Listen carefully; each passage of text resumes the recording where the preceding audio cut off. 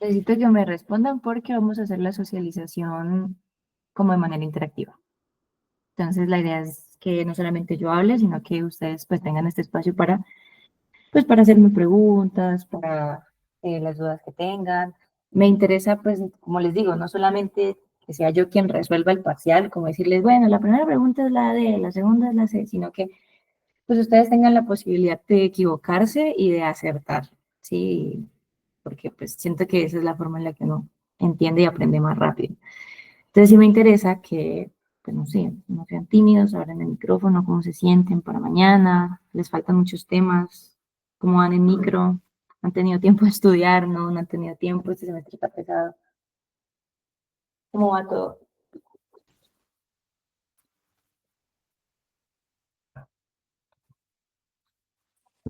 Está muy duro.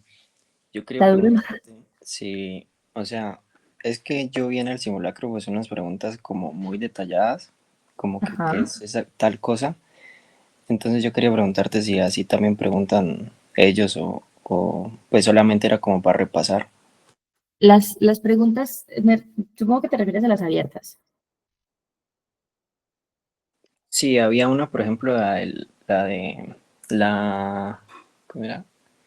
La del corazón que soltaba algo cuando se había infarto agudo Ajá, miocardio. ok.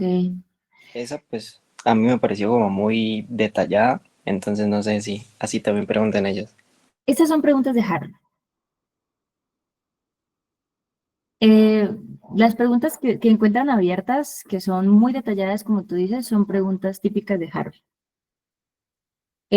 ¿Cuál es la cuestión? Que yo no sé si, por ejemplo, hay una pregunta, digamos, ¿cuáles son muy detalladas? La del infarto es muy detallada, la de la hipertrofia también, pues el péptido que se libera cuando hay hipertrofia de miocardio. Otra que tal vez podría llegar a ser como un poco confusa, pero después la vamos a resolver y se van a dar cuenta que no es tan detallada. Realmente es la de los túbulos renales, necrosis de túbulos renales. O sea, que uno dice como que, esto está muy, muy específico, ¿no? Pues esas son preguntas que han salido en parciales anteriores de Harold. ¿Cuál es la cuestión? Que como ustedes tienen un cambio de docentes, ¿sí? Digamos, estas nuevas docentes son profesoras que no nos han dado ni siquiera o sea, ustedes las están estrenando. Ustedes son quienes después me van a contar cómo son la metodología de las preguntas de ella. Pues lo que se trata de hacer en este simulacro parcial, en lo posible, es obviamente recopilar preguntas que se han preguntado en parciales anteriores y pues agregar algunas cosas que creo yo que son como las que generalmente tienden a preguntar más. Este, y ya, es eso. Pero pues realmente sí es como complicado un poco porque, claro, ustedes tienen nuevos profesores. ¿Jara les dio al fin algún tema en este corte? No, no me dio tema. ¿Él no les dio ningún tema? No. Ah, ok, ok, pequeño detalle. De acuerdo. Entonces quizás algunas de esas preguntas, bueno, igual las preguntas abiertas sirven como para repaso lo que dicen, pero ¿quién les dio sobre todo? ¿Quién fue la persona que más les dio clase? La profesora Victoria y la profe Ivonne. Ah, bueno, las preguntas de Ivonne. Las preguntas de Ivonne suele ser como miti-miti. Ella suele preguntar mitad abiertas, mitad cerradas. Pues algún profesor les ha comentado sobre la metodología del parcial o les ha dicho sobre todo qué es lo que más les van a preguntar, si abiertas o cerradas. Pues nos dijeron que eran 5 preguntas, pero también nos dijeron que dependía del profesor y Ah, pero eso es para el oral.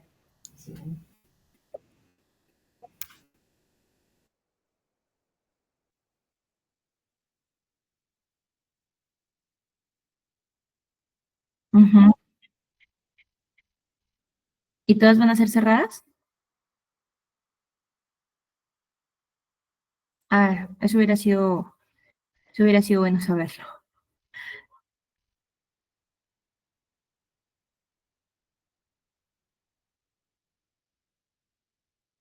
Ok, sobre todo del tercer capítulo o del segundo capítulo. Vale. Entonces, bueno, punto aparte. Yo aquí tengo algún material que no sé si de pronto ustedes lo tienen. Pues ahora al final se los muestro, porque pues si lo tienen, pues ya no se los mando, pero si no lo tienen, pues yo se los enviaría. ¿Cómo les fue con la resolución de este simulacro?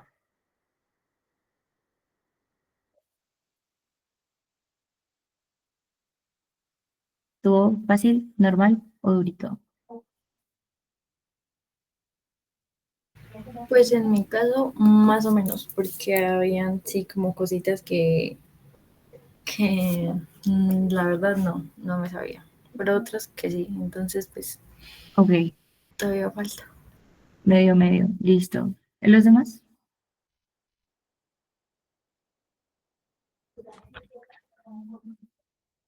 También, pues en mi caso también normal. Pues hay cositas que te dije, como esas preguntas Ujú. puntuales que sí se me dificultaron pues un poquito porque pues no, tampoco es que me haya aprendido el libro de, pues, de pe a pa, pero pues en las Mm, demás pues sí, sí, sí sabía más o menos. ok, eso está bien, pero en general, bien. Bueno, entonces voy a empezar a resolverlo. Mm, como les digo, me gustaría saber que lo responden, o sea, que lo respondieron. Entonces, pues voy a tomarme el atrevimiento de irles preguntando, ¿sí? Y si hay alguna pregunta en específico o alguna duda de la pregunta, entonces nos centramos en esa para resolver. Y de paso, pues si tienen algunas preguntas respecto a cualquier parte del capítulo, me dicen y pues si yo les puedo ayudar a resolverlas, lo hacemos, ¿de acuerdo? Entonces, en la primera pregunta de la mujer de 53 años, aquí aparecía en el enunciado una imagen. Realmente la imagen no la puse porque comía más espacio, o sea, no era necesario. Yo siento que nada más con el hecho de que ustedes identifiquen el cuadro clínico de la paciente ya se podía más o menos intuir la respuesta. ¿De acuerdo? Entonces, ¿cuáles son las claves aquí? Las claves aquí son fiebre alta, tos productiva, esputos. Cuando uno le hablan de esputos, significa, pues, imagino que en microbiología, si es que están revisando bacterias, sabrán que los esputos es típico, por ejemplo, de las infecciones bacterianas, sobre todo. Y bueno, todo lo que es bacteriano, pues tiende a ser agudo, ¿no es cierto? Entonces, la pregunta aquí es, ¿cuál de los siguientes tipos de células inflamatorias es más probable que se observe en abundancia en la muestra de esputo? Entonces, Emerson, ¿qué respondiste? Según tú, ¿cuál es? Hola. Hola. Eh, respondí neutrófilos. Ok, ¿todos de acuerdo? Pues sí, neutrófilos es la respuesta, ¿de acuerdo? Entonces, como les digo, es bastante sencillo, simplemente hay otra clave aquí, siempre que les pongan casos clínicos o cuadros clínicos, ustedes váyanse a la cronología del cuadro. Entonces, esta mujer tenía un cuadro clínico de 2 días de evolución. Generalmente todo lo que es menor a 15 días de evolución tiende a ser agudo.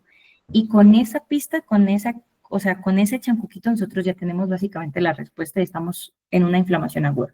Entonces, todas las características de inflamación aguda, sobre todo antes de los 15 días. Cuando nos ponen cuadros de 3 meses, cuadros de 2 meses, incluso cuadros de más de un mes de evolución, uno ya empieza a pensar en características de inflamación crónica. No en todos los casos, pero sí en la mayoría. Y pues, al menos en los que ustedes creen que...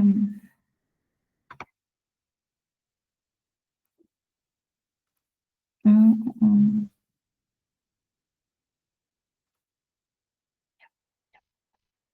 Listo, entonces esa sería. O entonces la segunda pregunta nos hablan de estallido de consumo de oxígeno. ¿De acuerdo? ¿En cuál de los siguientes procesos este estallido respiratorio es un paso esencial en la respuesta de la inflamación aguda? Y nos hablan de neutrófilos. Entonces, ¿cuáles son las claves? Neutrófilos y estallido de consumo de oxígeno. Angie, Catalina, Hola, pues hola. yo creo que, espera, la fagocitosis de bacterias. Ok, Bien, está súper bien. Entonces, recuerden que en el estallido, o sea, cuando hablamos de fagocitosis de bacterias, hay 3 mecanismos a través de los cuales la célula puede intervenir matando al microorganismo, ¿no? Entonces, entre estos 3 mecanismos estaba la liberación de las enzimas lisosómicas, también estaba pues, la producción de los radicales libres y estaba la producción de los radicales de óxido nítrico. Entonces, en medio de la producción de los radicales libres, pues ellos son un producto justamente del estallido de consumo de oxígeno, ¿sí? Por eso son radicales libres, pues, de oxígeno, ¿no? Sí, básicamente. Entonces, bueno, la respuesta correcta es fagocitosis de bacterias. Muy bien. Bueno, siguiente sería, una de las siguientes organelas tiene como función la modificación y clasificación de las proteínas. Estas preguntas son de primer capítulo. Quizás aquí, bueno, quizás en esta sí la amarré un poco en no preguntarles, al fin si Harold les había pues dado temas, porque si él no les dio temas, entonces muy probablemente no les va a preguntar nada pues en este primer corte. Entonces, pues lo que podríamos hacer en este caso sería que yo puedo sacar otras 15 preguntas, puede ser, más centradas como en segundo y tercer capítulo y enviárselas, quizás ya no hacer la socialización, pero pues sí se las puedo enviar, pues para que tengan más material, ¿sí? Porque, pues claro, yo les di 55 preguntas, pero esas 55 preguntas, yo qué sé, por ahí unas 15 o 20 son de Harold. Entonces esas 15 y 20 pues, se las quedo debiendo, básicamente. Pero bueno, esta es una de las preguntas de Harold. Tiene a preguntar bastante sobre el primer capítulo. Entonces, pues la respuesta aquí es modificación y clasificación de las proteínas, pues el aparato de Golgi, ¿de acuerdo? Recuerden que el peroxisoma es el que se encarga básicamente de la digestión de los ácidos grasos y el lisosoma, pues, de la digestión de los desechos, de la célula. Entonces, todo lo que tenga que ver con proteínas generalmente está relacionado al aparato de Golgi o al retículo endoplasmático, rugoso. Entonces, la siguiente pregunta es, ¿la exposición crónica a estrógenos de altas dosis produce a nivel endometrial el siguiente mecanismo de adaptación? Ángela.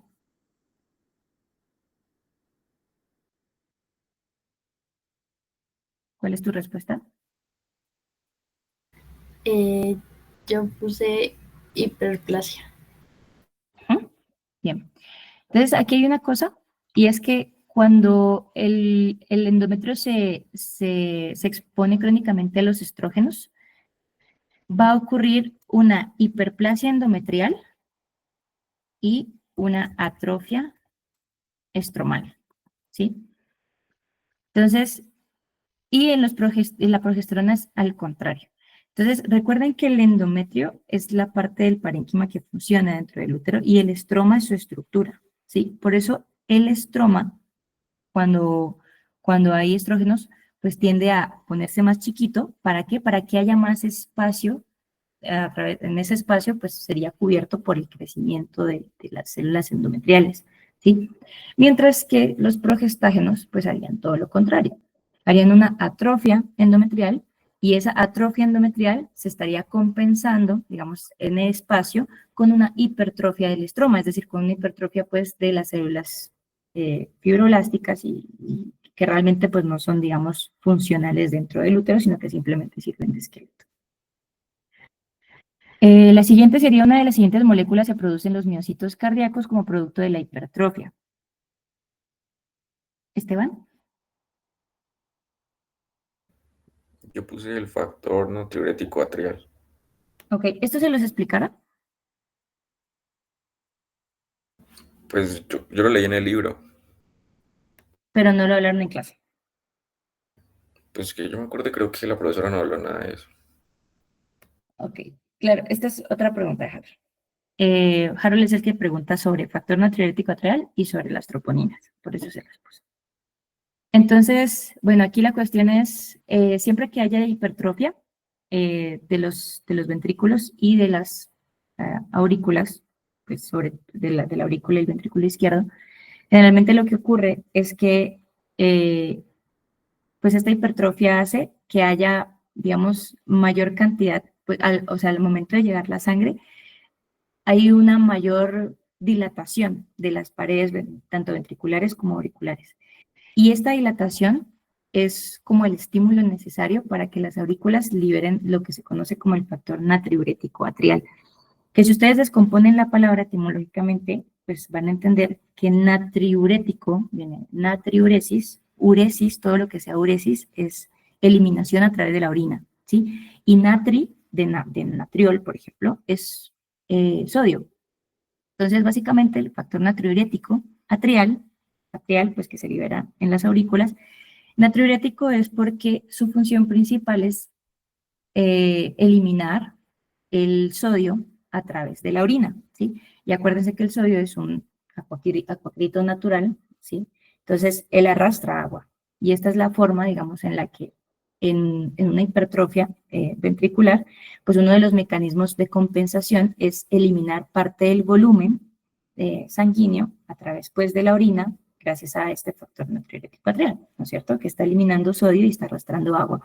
¿Para qué esto? Pues para que nos disminuya la volemia y el corazón no haga más trabajo, porque si aumenta el flujo sanguíneo, aumenta la presión arterial por la fórmula, y en ese sentido, pues también va a aumentar las resistencias vasculares periféricas que tiene que soportar el corazón para poder bombear la sangre. Entonces, si yo logro disminuir parte de la volemia, pues también logro de alguna u otra forma disminuir la carga del corazón, y esto pues compensa un poco esa hipertrofia cardíaca que se está desarrollando.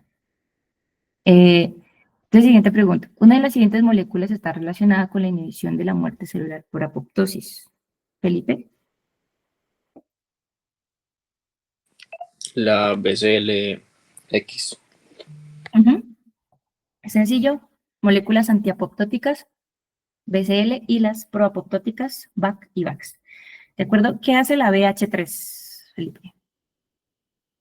Es como la reguladora, como el sensor. Algo así. Entonces, acuérdense que en medio de las proteínas apoptóticas tenemos como las tres familias, ¿no? Está el grupo de las que no les gusta la apoptosis, el grupo de las que sí están súper a favor de la apoptosis, y está el otro grupo de las neutrales, que lo que hacen es censar si la célula tiene daños en el ADN o si la célula está bien, o si está adecuada para continuarse reproduciendo o para morir. Entonces, estos sensores, que son la familia, por ejemplo, o algunos de ellos son la BH3, otra es la Puma, bueno, hay algunas que no recuerdo bien, pero digamos, estas son como las principales, y lo que hacen básicamente es simplemente censar y dar señales a las antiapoptóticas o las proapoptóticas según las necesidades de la célula. Entonces, séptima pregunta. Una de las siguientes enfermedades está relacionada con el mal plegamiento de las proteínas. Juan Sebastián.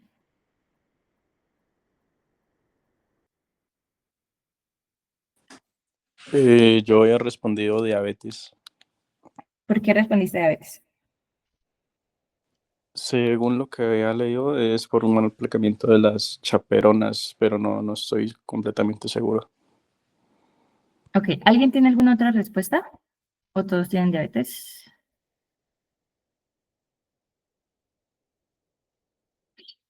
Yo tenía una duda ahí con diabetes, pero no por la respuesta que dio Zamora, sino por otra cosa. Y también había respondido enfisema. Pero, ¿cuál era tu duda entonces? ¿Por qué diabetes? Pues no sé, de pronto pensé que había un problema con los receptores de la insulina, Ajá. de pronto un mal plegamiento o cosas así, y por eso induje que podría ser diabetes también, pero pues por el enfisema, porque básicamente pues la alfa-1 antitripsina se daña también, ¿no? Exactamente. Entonces, la respuesta aquí es enfisema. ¿Bien? En la diabetes, pues según el tipo de diabetes, ¿no? Porque hay diabetes tipo 1 y diabetes tipo 2. Pero la que podría estar relacionada un poco a las proteínas, que sería como la congénita, es decir, la diabetes tipo 1, realmente la fisiopatología de esta no tiene mucha relación con el plegamiento de proteínas, sino más bien con otro tipo de componentes genéticos que hacen que la célula beta se dañe directamente y entonces no haya liberación de insulina. Pero el enfisema que también tiene un componente, o sea, también puede ser congénito o también puede ser adquirido, ¿sí? Obviamente nos vamos a basar en el que es congénito porque es el que tiene las mutaciones genéticas. Pues está el problemita que es que algunas formas de este enfisema pues son causadas por deficiencia de la proteína alfa-1 antitrypsina. Entonces, si ustedes recuerdan que hace la alfa-1 antitrypsina, era una proteína que se encargaba de inhibir algunas proteínas que son proteasas en el pulmón, como por ejemplo la elastasa, ¿sí? Entonces recuerden que esta alfa-1 antitrypsina, ¿en dónde se libera? ¿En dónde se produce? En los hepatocitos, ¿de acuerdo? Y cuando esta está mutada, pues se malpliega, y todo lo que es malplegamiento de proteínas hace que, digamos, o una de dos, o que se tengan que digerir las proteínas malplegadas, o que se empiezan a acumular, ¿sí? Y cuando estas se empiezan a acumular dentro del hepatocito, entonces hacen secundario a eso una insuficiencia hepática, obviamente, y al mismo tiempo pues no van a cumplir la función que tienen en otros órganos. En este caso de la alfa-1 antitrypsina, como la función de ella específicamente es inhibir a las elastasas del pulmón, entonces no van a ir a cumplir esa función en las elastasas del pulmón, y las elastasas del pulmón pues van a terminar degradando los tabiques interalveolares que se encargan de separar cada uno de los alveolos, ¿no es cierto? Entonces, ¿qué pasa aquí? Pues empiezo a tener alveolos más grandes, atrapamiento aéreo, ¿sí? Este atrapamiento aéreo obviamente no me permite que salga al aire, y pues esto es a lo que se le conoce como enfisema, que hace parte de una de las enfermedades pues que son obstructivas dentro de lo pulmonar. Entonces, la respuesta en este caso sería enfermedades relacionadas al malplegamiento de proteínas, el enfisema, ¿vale? Bueno, la siguiente. En la respuesta inflamatoria aguda son funciones de las prostaglandinas. Entonces, Juliana.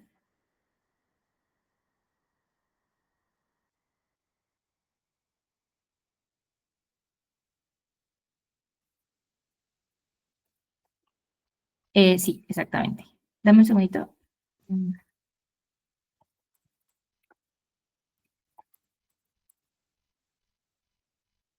Sí. Vasoconstricción. ¿Quién hace vasoconstricción dentro de los productos del ácido araquidónico?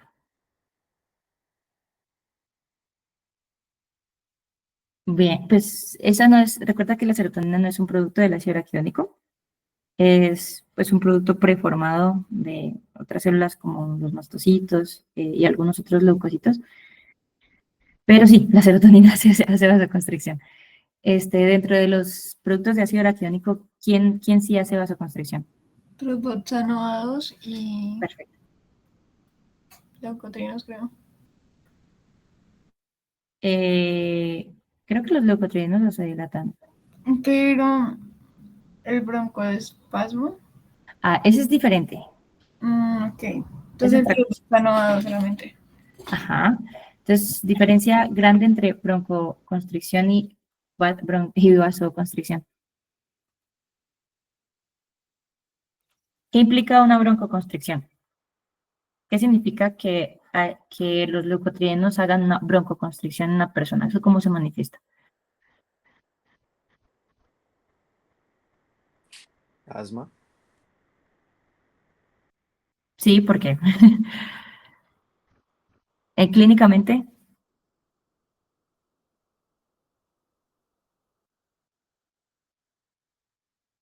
si hay una broncoconstricción, significa que los bronquios están gruesos, ¿sí? Porque recuerden que todo lo que es constricción, también como la vasoconstricción, básicamente no es como que se engrosen las paredes necesariamente, sino que disminuye la luz de un tubo en el cuerpo, ¿sí? Entonces, en el caso de los vasos, pues disminuye la luz del vaso sanguíneo, en el caso de los bronquios disminuye la luz del bronquio. Y obviamente eso tiene dos contextos diferentes. En la vasoconstricción generalmente pues son, por ejemplo, el tromboxano A2, la serotonina, es decir, citoquinas o mediadores que están encargados, digamos, de generar contracción de músculo liso, de manera que el vaso disminuye su luz. Pero, por ejemplo, en el contexto de la broncoconstricción, como lo dices en el asma, pues digamos que los mecanismos son otros. Generalmente sí es por inflamación. Entonces el bronquio se inflama, y por esa razón, recuerden que todos los procesos inflamatorios llevan consigo el edema, ¿sí? Entonces, si hay edema, pues sí va a haber engrosamiento de las paredes del bronquio y disminución de la luz. ¿Quiénes hacen quimiotaxia y activación de leucocitos? ¿Cuáles son los principales mediadores del ácido araquidónico que hacen quimiotaxia y activación de leucocitos? ¿No eran los leucotrienos? Ajá, total, los leucotrienos. Entonces, aquí dentro de estas funciones de quimiotaxia y activación de leucocitos, le podríamos agregar broncoespasmo y perfectamente tenemos las funciones de los leucotrienos. Y la activación endotelial y quimiotaxia, ¿quiénes la hacen?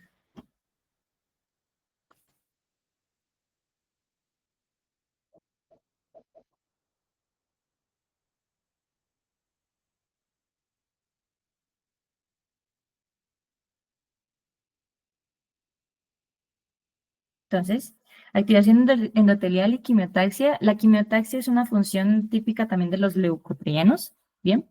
La activación endotelial puede ser de leucotrienos, pero la activación endotelial sobre todo tiene que ver con mediadores inflamatorios fuera pues del metabolismo del ácido araquidónico. La activación endotelial es más que todo productos de proteínas de complemento. Entonces, la C3A, la C5A, la C3B, ¿sí? Proteínas de complemento tienen sobre todo una función importante dentro de lo que es activación endotelial. Bueno, y en activación leucocitaria en general. Entonces, siguiente pregunta. Un hombre de 37 años.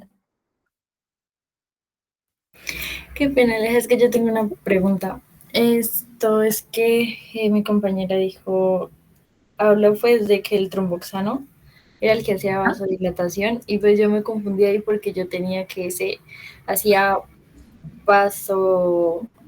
Vasoconstricción. hacía Vasoconstricción. Sí, que la prostaciclina era la que hacía vasodilatación. sí. Sí. No, sí, eso fue lo que dijimos. Quizás porque no escuchaste. Es que yo escuché como de la broncoconstricción, pero era de los leucotrienos. Entonces, Ajá. por eso me confundí. Fue que yo hice como varias preguntas aquí, en donde, claro, la función de las prostaglandinas, la respuesta correcta es la C, vasodilatación, dolor y fiebre, porque justamente, y la principal aquí es la bradicinina, lo que tú dices, o la prostaciclina I2, que es la misma. Pero lo que yo pregunté fue, bueno, ¿quién hace vasoconstricción? Entonces, pues el tromboxano A2 es el que hace vasoconstricción, ¿sí? Y luego hablamos de la broncoconstricción, que era la que hacía, pues, los leucotrienos, ¿sí? Sí, muchas gracias. Bueno, entonces sigamos. En la novena que dice un hombre de 37 años que sufre dolor epigástrico, entonces le hacen una endoscopia donde se encuentra una úlcera profunda de 2 centímetros en el antro gástrico. Al examen microscópico, entonces aquí está la clave, ¿de acuerdo? La biopsia. Entonces, ¿qué tenemos en la biopsia? En la biopsia tenemos angiogenia, tenemos fibrosis y tenemos infiltrados de células mononucleares. ¿Eso es un patrón de qué? Entonces, ¿cuál de los siguientes términos describe mejor este proceso patológico? Sofía.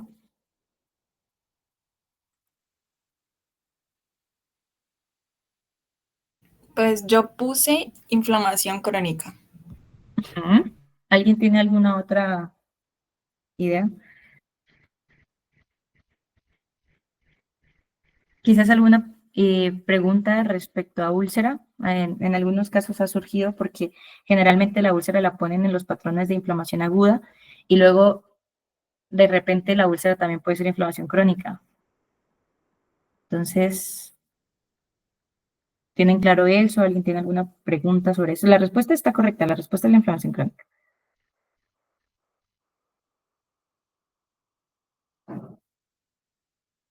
O claro ahí.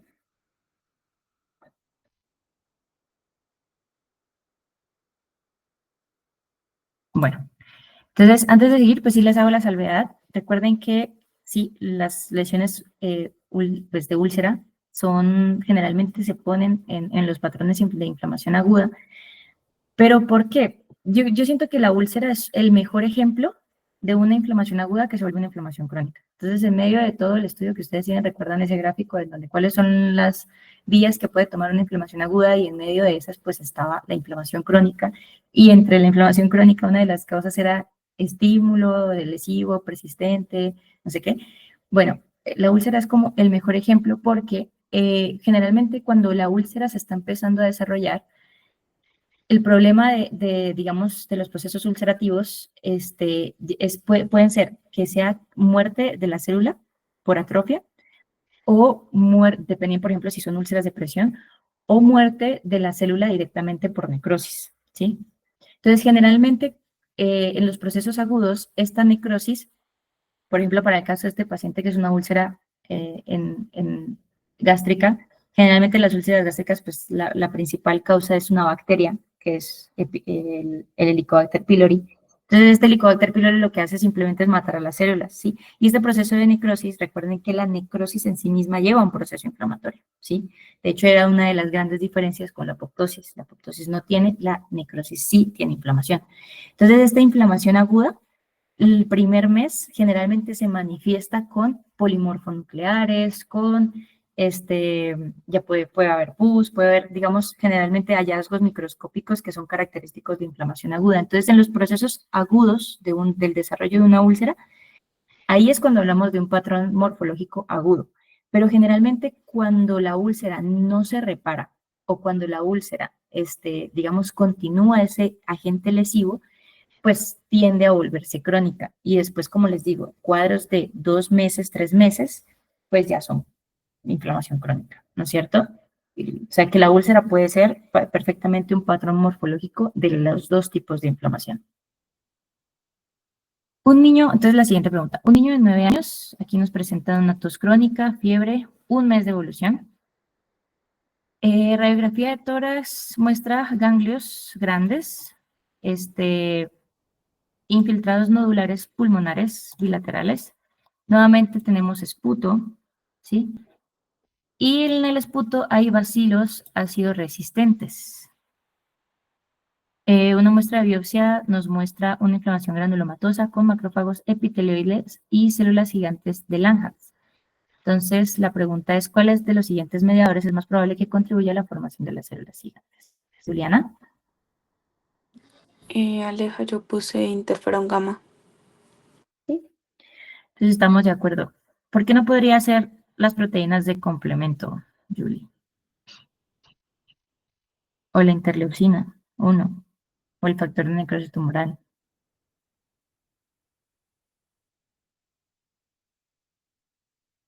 Porque pues, las proteínas del complemento lo que tengo que son las oxoninas y son anafilotoxinas. Uh-huh. ¿Y esas hacen parte de qué tipo de procesos inflamatorios? ¿Agudos o crónicos? Crónicos por la fagocitosis y eso. Agudos. Recuerda que son agudos. Entonces, complemento, proteínas de complemento, interleucina 1, leucotrienos, factor de necrosis tumoral, son mediadores que son clásicos de vías de inflamación aguda. Acuerden que cuando hablamos de inflamación crónica, ¿cuáles son nuestros principales mediadores? Ténganlos ahí, ese es chancuco que les va a servir para el parcial de mañana y probablemente para el oral también. Que sepan muy bien cuáles son los mediadores de una y de la otra. Entonces, mediadores de inflamación crónica, interferón gamma, interleuquina sí, pero interleuquina 13, interleuquina 4, interleuquina 5, interleuquina 10, por ejemplo, que ya hace parte, digamos, en cambio de los antiinflamatorios, es decir, de los procesos de reparación, igual que el interferón gamma. Bueno, y está el factor de crecimiento transformante beta, que también es otro importante dentro de tanto lo antiinflamatorio como lo inflamatorio crónico, ¿sí? Pero lo que es complemento, interleuquina 1, leucotrienos, o sea, todo lo que son mediadores de ácido araquidónico y factor de necrosis tumoral, interleuquina 6, son agudos, ¿bien? Entonces, nos preguntan por inflamación granulomatosa. Recuerden que el granuloma hace parte de uno de los patrones morfológicos de inflamación crónica y este cuadro clínico es de 1 mes de evolución. Entonces, lo que yo les decía, generalmente todo lo que es antes de 1 mes o, bueno, más bien antes de 15 días, pues tiende a ser agudo y ahí está también como el chancuco. 1 mes después de una apendicectomía, entonces, aquí, ¿cuál es la pista? Pues una cirugía, ¿sí? Entonces, es una mujer de 25 años y se le palpa un pequeño nódulo bajo la piel desde la zona de incisión, que ya está cicatrizada. Se le extirpa este nódulo y el examen microscópico se muestran nuevamente macrófagos, colágeno, linfocitos y, otra vez, células gigantes multinucleadas. Entonces, la pregunta es, ¿cuál de las siguientes complicaciones de la cirugía explica mejor estos hallazgos? Entonces, Angie, ¿cuál es la respuesta?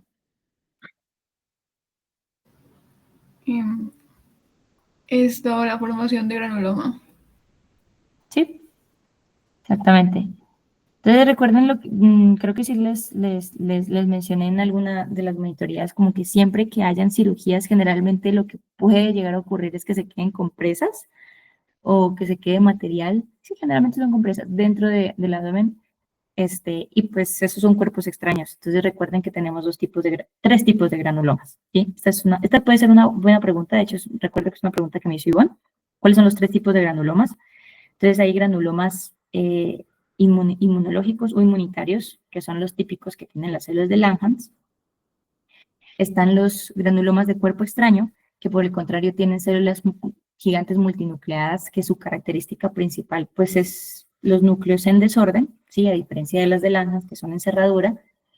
Y está el tercer tipo de granuloma, que es el granuloma ¿cómo es que es? Sarcoidótico.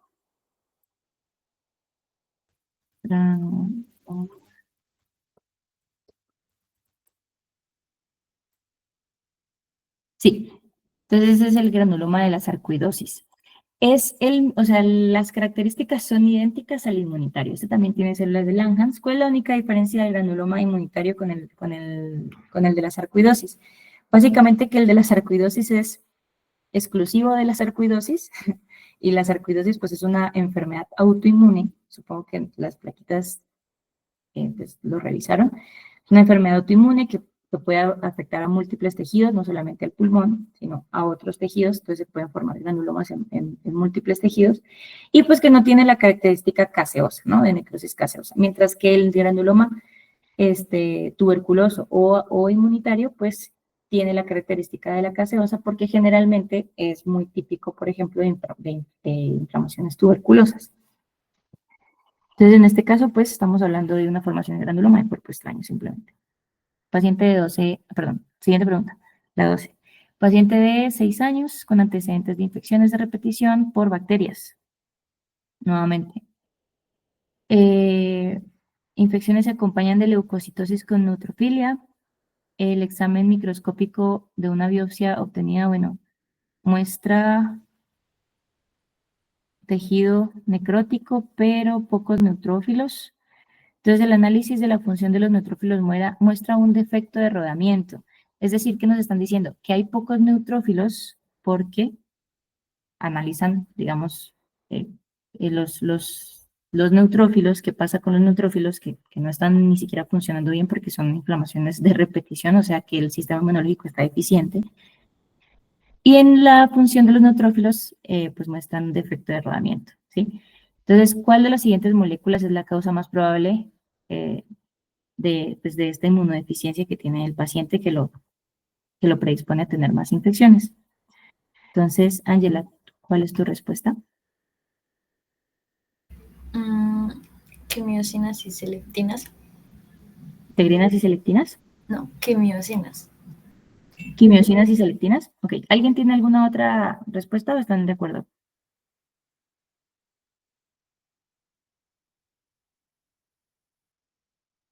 Ok. ¿Por qué serían quimiosinas, Ángela? Es que yo estaba confundida entre las dos también. Integrinas y selectinas, pues esas yo tengo entendido que son, pues participan en la migración y en el rodamiento y como en el proceso para que salgan los leucocitos, pero pues no sé, con las quimiosinas, por lo que también son importantes como en el proceso del llamado y así. Sí, de hecho tienes razón, en el sentido de que, tal cual, las quimiosinas se encargan de la activación y la migración dirigida del leucocito. Es decir, que si yo tengo un defecto de las quimiosinas, pues de alguna u otra forma no voy a reclutar los neutrófilos, ¿no es cierto? Pero ¿cuál es el problema que tenemos? ¿Cuál es nuestro defecto? Nuestro defecto no es como tal que haya, o sea, el defecto no es un defecto en el reclutamiento, no es un defecto sí, en la activación como tal de los leucocitos en ese sentido. El defecto específico es en el rodamiento. Entonces, si ustedes recuerdan los procesos pues digamos, cuando revisábamos inflamación, teníamos como tres escenas grandes dentro de la inflamación aguda, ¿no es cierto? Que la primera eran las reacciones de los vasos sanguíneos, la segunda era el reclutamiento de los leucocitos y la tercera ya era la eliminación del agente causal. Y dentro de la segunda escena, que era el reclutamiento de los leucocitos, pasaban varias cosas. Tres cosas específicamente. La primera, adhesión al endotelio. La segunda, la migración, que básicamente pues es la diapédesis, es decir, el paso del leucocito del vaso al tejido. Y la tercera, pues, es la quimiotaxia, que una vez el leucocito en el tejido, pues llame a más o reclute a más leucocitos, ¿no es cierto? En estos tres pasos, ¿cuáles son las moléculas que se encargan como tal del rodamiento? ¿Qué era el rodamiento? El rodamiento era seleccionar el leucocito, ¿sí? Y ayudarlo posteriormente a adherirse, ¿de acuerdo? ¿Para qué? ¿Para adherirse a dónde? Del endotelio al tejido para que pueda hacer esa migración. Entonces, si nos hablan de un defecto específicamente en el rodamiento, recuerden que las selectinas son las encargadas de seleccionar al leucocito, ¿sí? Y las integrinas son las encargadas de adherir el leucocito al tejido. Entonces, en este caso, la respuesta correcta sería la A. Bien, el defecto en el rodamiento específicamente nos habla de un defecto pues en las integrinas y en las selectinas, que son las encargadas de hacer este proceso de adhesión al endotelio. De ahí en adelante, lo que es quimiotaxia, si las quimiosinas están fallando o lo que sea, pues sería como tal un defecto en el reclutamiento, pero no en el rodamiento. ¿De acuerdo?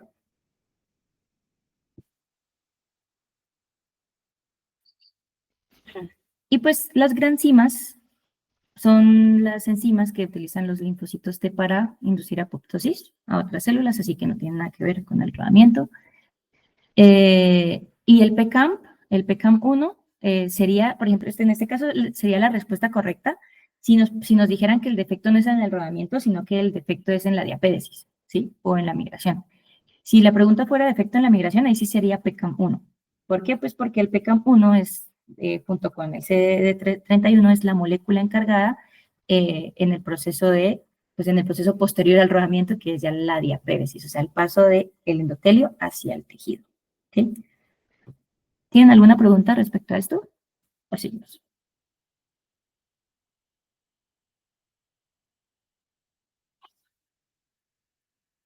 Bueno, entonces, seleccione cuál es el grupo de citoquinas que participa en el desarrollo de la inflamación aguda. Emerson.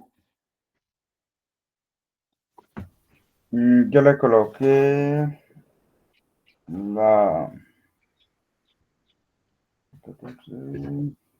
en macrófagos. Estamos en la 13. Ah, la 13. Ajá. Sí. Entonces esto ya, pues ya lo expliqué en la anterior, ¿no? Acuérdense siempre, 6, 1 y factor de necrosis tumoral, inflamación aguda.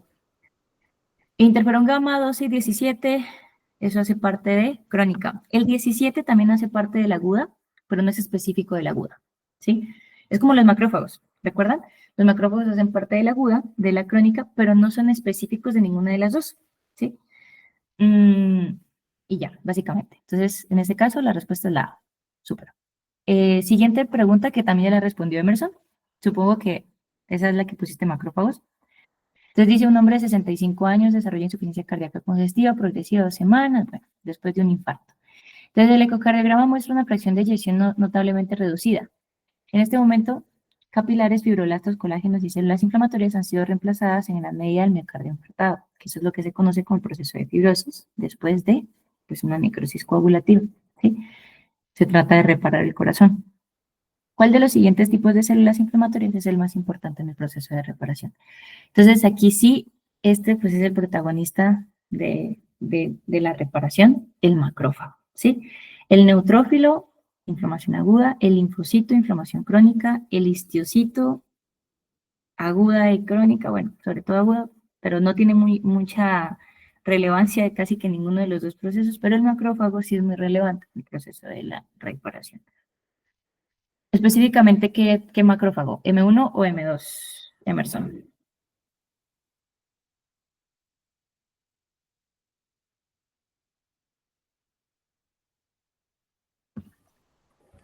La verdad no.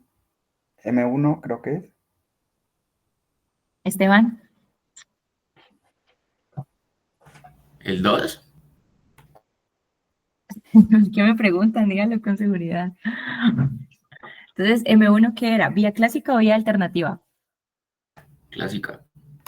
Ujú. Y la vía clásica es proinflamatoria o antiinflamatoria. Proinflamatoria. Súper. Entonces, M2 sería alternativa y antiinflamatoria.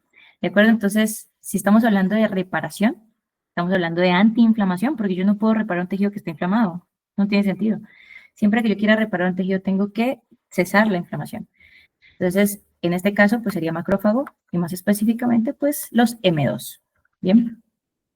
Siguiente pregunta. Una de las características de algunos tejidos, especialmente los que están expuestos a la agresión de agentes externos, es la capacidad de reparación dada por la propiedad intrínseca para regenerarse. De esta manera se pueden clasificar los tejidos corporales en. ¿Cuál es la respuesta? ¿Cuál es tu respuesta, Esteban? ¿Qué pusiste? Yo puse la de tejidos lábiles. ¿La C? Sí. ¿Por qué no pusiste la A y la B? ¿Qué te hizo descartarlas?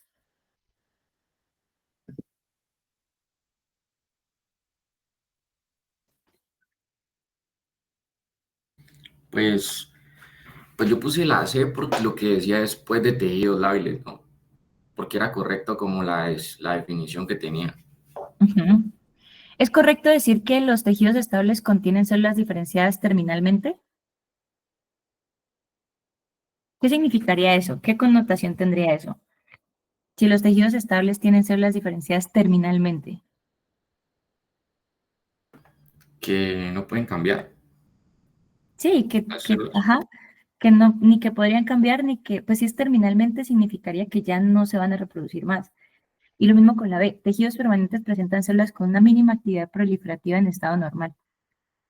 Eso quiere decir que los permanentes en estado normal no se, o sea, no se reproducen, tienen mínima, sí, pues tienen nula actividad proliferativa, pero que podrían, ¿no? Porque de alguna u otra forma, pues lo que dice aquí, mínima actividad proliferativa, o sea, que se podrían proliferar. O sea que en este caso, pues las definiciones están cambiadas, ¿no?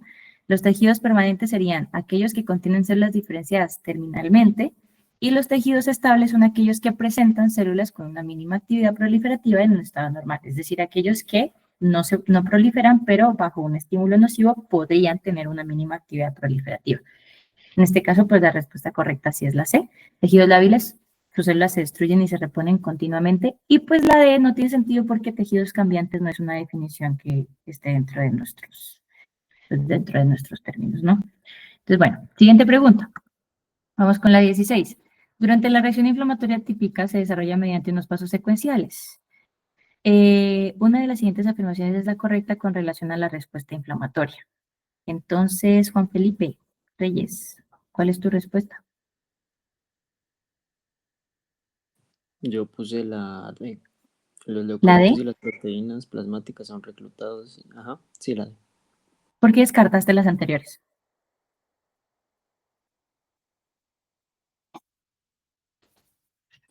La A porque pues ellos no actúan de forma independiente, necesitan de otros también. Exacto. Ahí está. Ujú. ¿Y la B? Porque el agente responsable pues generalmente no está dentro de los vasos. Ujú. Está fuera. Por eso es que hacen diapéresis. Exactamente. Ahí están las dos. Esas eran las dos palabras claves de cada enunciado que nos ayudan a descartar, ¿no?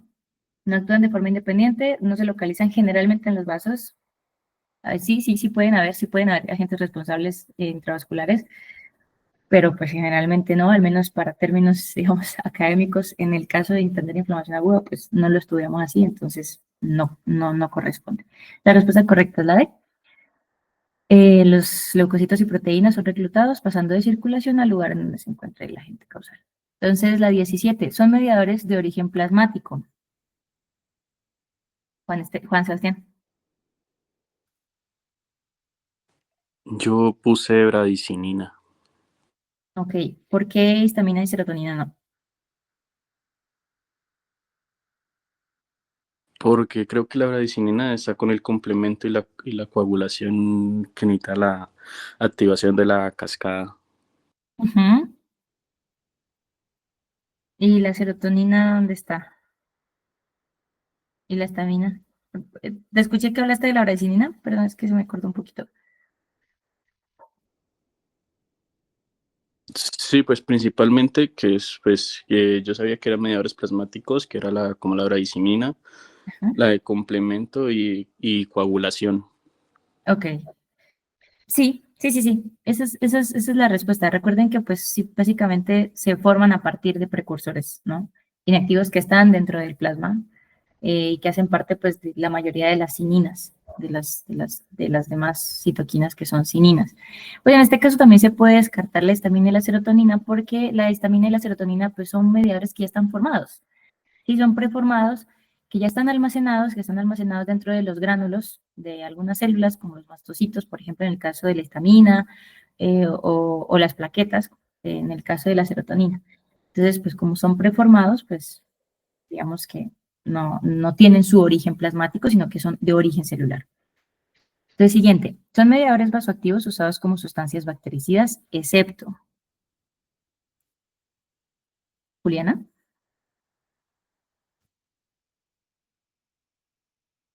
Bien.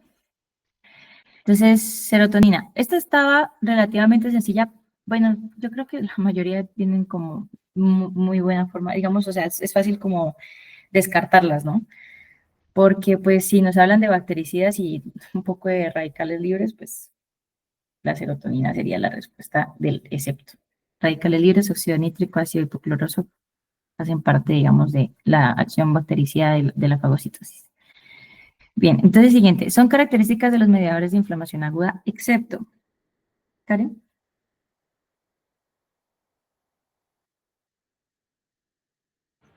Hola, yo le puse la D. Estos estimulan la proliferación de fibroblastos y neovasos.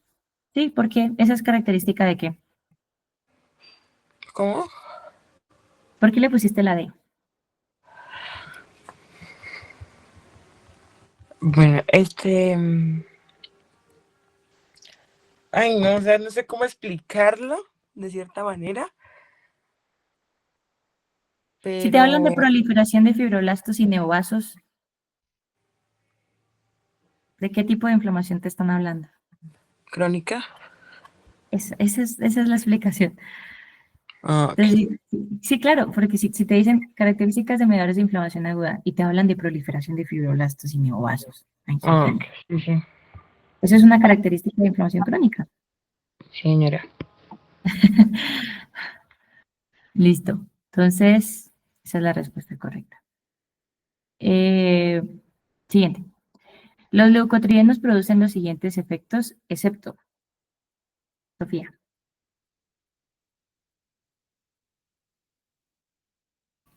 La D reduce la permeabilidad vascular.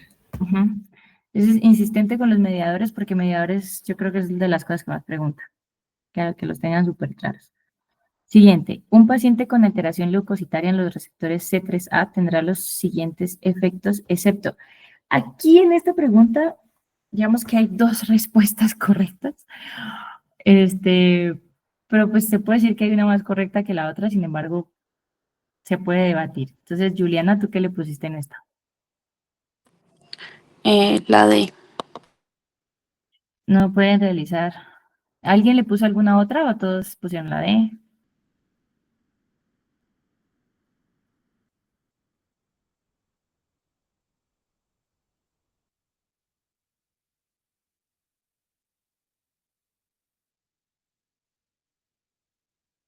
Yo le puse la B. ¿La B?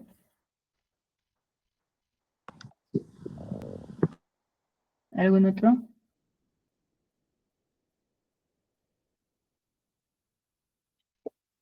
Mm. Bueno, la pregunta aquí es ambigua. La respuesta correcta, en teoría, es la B, ¿sí? No podrá ejercer su actividad microdicida, pero es que la B también es correcta porque, pues, si hay una alteración en C3A, ¿qué tiene que ver la apoptosis y la endocitosis con eso, no? Porque la respuesta más correcta sería la B. Entonces, recordemos que la C3A es una anafilotoxina que nos ayuda básicamente a la reclutación y la activación de los leucocitos. O sea que en este caso, la A y la C, pues no serían la respuesta correcta, porque si tengo una alteración de la C3A, evidentemente voy a tener una alteración tanto del reclutamiento como de la activación de los leucocitos. Entonces, ¿cuál es la cuestión aquí? La cuestión aquí es saber escoger la respuesta más correcta en el sentido de qué es lo que realmente me están preguntando y qué es lo que tiene sentido respecto al contexto de lo que me están preguntando. Entonces, estamos hablando de inflamación. En el caso de inflamación, digamos, por reclutamiento o porque estamos tratando de eliminar un agente causal a través de anafilotoxinas, pues el hecho de hablar de apoptosis y endocitosis no tiene mucho sentido, ¿sí? O sea, no tiene mucho sentido que la apoptosis y la endocitosis se vean afectadas, o sea, no se van a ver afectadas, pero tampoco son dos procesos, digamos, que tengan demasiada relación con el proceso de inflamación aguda en sí mismo. ¿Cuál sí tiene relación con el proceso de inflamación aguda? Pues la actividad microbicida, porque eso sí lo hacen los neutrófilos y los macrófagos cuando están tratando de eliminar a un agente causal. Ellos tienen su actividad microbicida. Entonces, en este caso, si yo tengo una alteración de la leucocitaria de los receptores C3A, ¿sí? ¿Podría tener afectación de reclutamiento? Sí. ¿Podría tener activación de leucocitos? Sí. Pero, como tal, el leucocito podría seguir teniendo su actividad microbicida. Sí, sí podría tener, o sea, sí podría continuar teniendo su actividad microbicida. Entonces sería pues algo que no se me afectaría directamente, o sea, sería el efecto más, el excepto más lógico en ese sentido. Sin embargo, sí les digo que pues la B y la D son dos respuestas que están correctas. Esta pregunta la hizo Chamorro una vez y pues ella tenía como la correcta la B. Entonces, o sea, la verdad es que es una pregunta que tiene como sus peros ahí, pero pues para términos, digamos, como de la respuesta correcta, pues sería la B, ¿sí? Por lo que les menciono que la B sí tiene relación con el tema que se está preguntando en la pregunta, mientras que la D realmente es una pregunta que no tiene nada de relación. Sería como el razonamiento que logramos deducir después de un tiempo. Pero bueno. Siguiente pregunta. 22. Entonces, los leucocitos y mastocitos liberan prostaglandinas, leucotrienos y citocinas. Esta afirmación es... ¿Angie? Yo le coloqué la A, falso. ¿Por qué? Porque ninguna, pues no sé, o sea, los leucocitos son derivados de, o sea, los leucocitos y mastocitos liberan prostaglandinas. No, o sea, los leucocitos y mastocitos no liberan prostaglandinas, son derivados de... No, mentiras, espérate. Creo que me confundí. ¿Alguien tiene alguna otra respuesta? Sí, ya miren.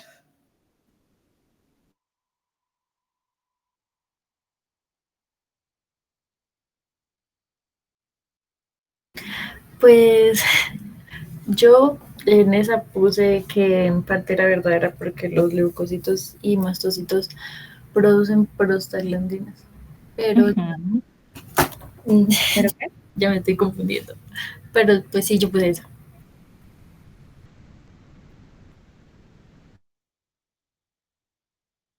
Solo digamos que en esta pregunta yo me confundí un poquito porque no había visto una pregunta que dijera en parte verdadera o así, o era verdadera o era falsa, entonces por eso no. Esa también es una pregunta de Chamorro. Bueno, la respuesta correcta es la C, ¿sí? Digamos que aquí suele aplicar lo mismo. ¿Cuál es la respuesta más correcta? Entonces, lo correcto a decir es que los mastocitos y los leucocitos producen todos estos mediadores, ¿no es cierto? O sea, producen tanto prostaglandinas como leucotrienos como citocinas. ¿Por qué? Porque los prostaglandinas y los leucotrienos son productos del ácido araquidónico y el ácido araquidónico pues está formado, digamos, a partir de los fosfolípidos que se encuentran dentro de estas células, de mastocitos y de leucocitos. Y asimismo las citoquinas. interleuquinas y todas esas cosas. Entonces, la primera pues no sería falso porque ninguna de estas células producen estos mediadores. Eso pues no es correcto. Estas células sí producen estos mediadores. La siguiente es verdadero porque todas estas células producen estos mediadores y muchos más de manera infinita y descontrolada. En este caso, pues, lo que no la volvería correcta sería de manera infinita y descontrolada, pues la afirmación, ¿no es cierto? Porque obviamente que tienen, pues es un proceso muy regulado, el proceso inflamatorio. La siguiente, pues, que es la D, que dice en parte verdad porque mastocitos no producen citocinas, pues también es falso porque los mastocitos sí producen citocinas. Los mastocitos producen, de hecho, incluso producen hasta inmunoglobulinas, ¿sí? Y citocinas. Entonces, sí lo hacen. Entonces, en el caso, pues, de esta pregunta, la respuesta correcta sería en parte verdad, porque leucocitos y mastocitos producen prostaglandinas. ¿Qué pasa con la forma de decir, pues, digamos, como de escribir o de redactar las preguntas? Se los hice incluso con la intención, pues, de como formar un poquito la comprensión lectora, porque sería lo mismo si yo digo verdadero porque leucocitos y mastocitos producen prostaglandinas, leucotrienos y citocinas. Eso sería correcto, ¿sí? Pero si te dicen en parte verdad porque leucocitos y mastocitos producen prostaglandinas y se queda ahí, solo ahí, y no te habla de los leucotrienos y de las citocinas, pues es la respuesta más correcta porque es la que más se acerca a lo que debería ser, que es que sí producen producen las tres, producen prostaglandinas, leucotrienos y citocinas. Mientras que las otras definitivamente o sea, se descartan, ¿sí? Este tipo de preguntas generalmente lo suele hacer Chamorro, entonces es pues como más que todo precisamente para eso, para que si llega alguna confusión, pues desarrollen un poco lo que es, digamos, descartar las preguntas que no son correctas a través de una buena comprensión lectora. ¿Se comprendió, digamos, esta? En parte, ¿verdad? Porque leucocitos y mastocitos producen prostaglandinas.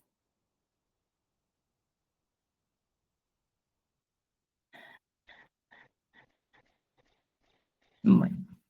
Entonces, los siguientes elementos están relacionados con la activación por la vía clásica de los macrófagos, excepto... ¿Quién sigue? ¿Ángela? Sí, yo puse la A. Muy bien, sí, tal cual. Entonces volvemos a lo mismo, vía clásica, proinflamatoria, ya está.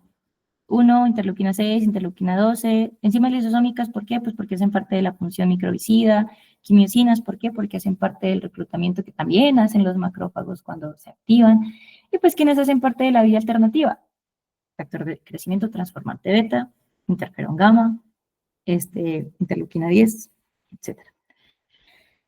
4 causas de inflamación crónica. Emerson.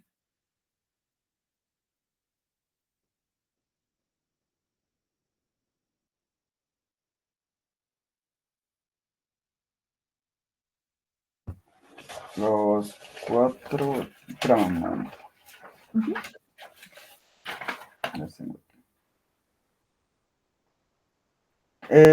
¿Cuál era la 24? Sí, 4 causas de inflamación crónica.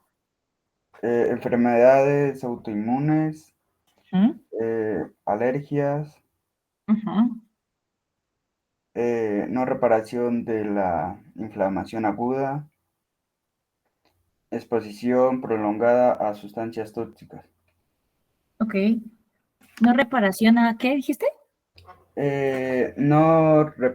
Reparación de la inflamación aguda.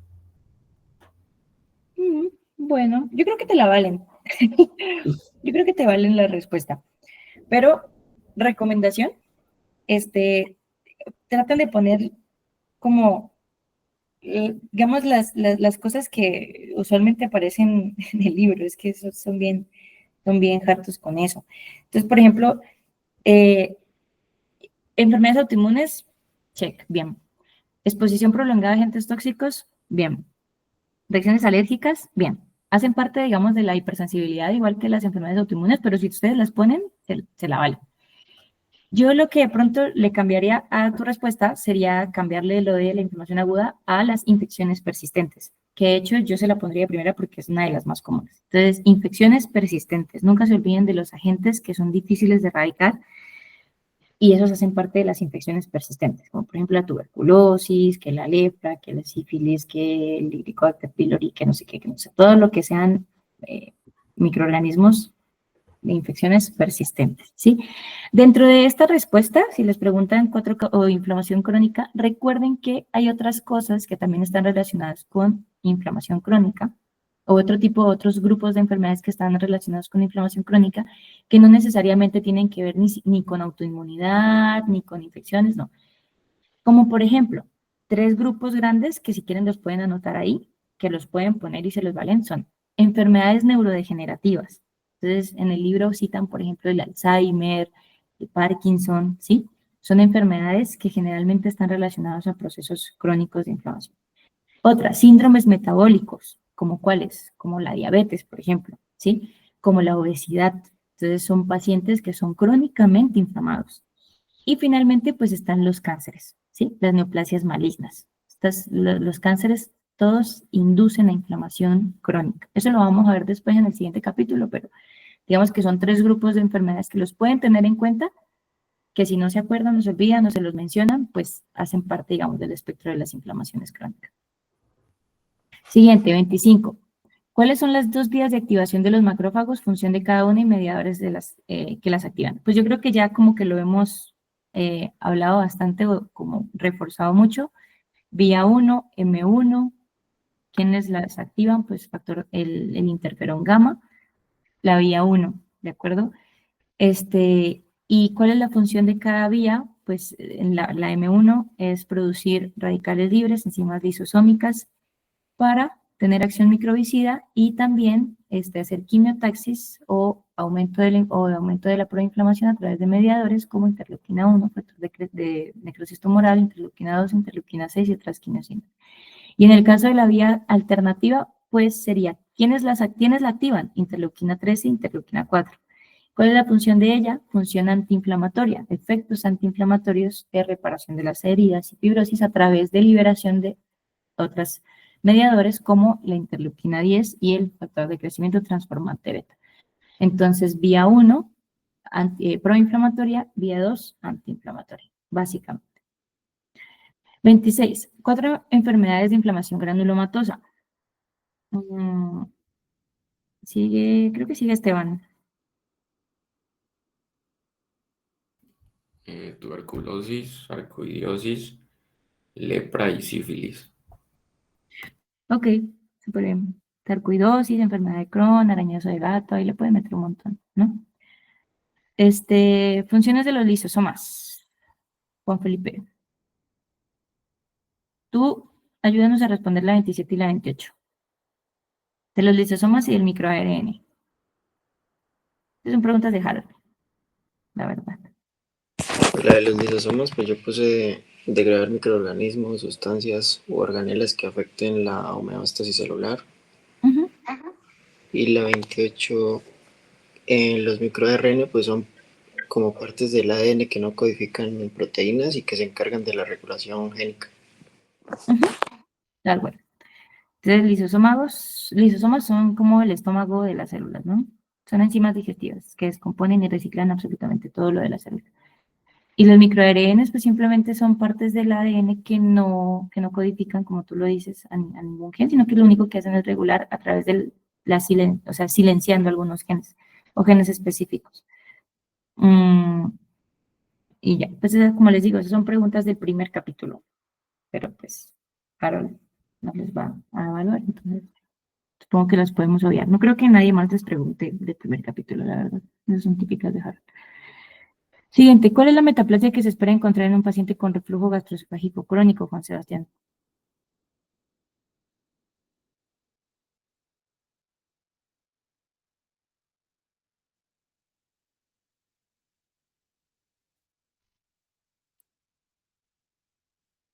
¿O Juliana?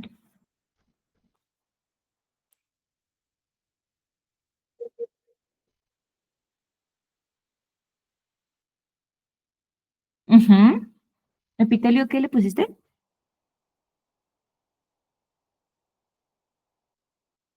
Mm, no creo que te valgan esa respuesta.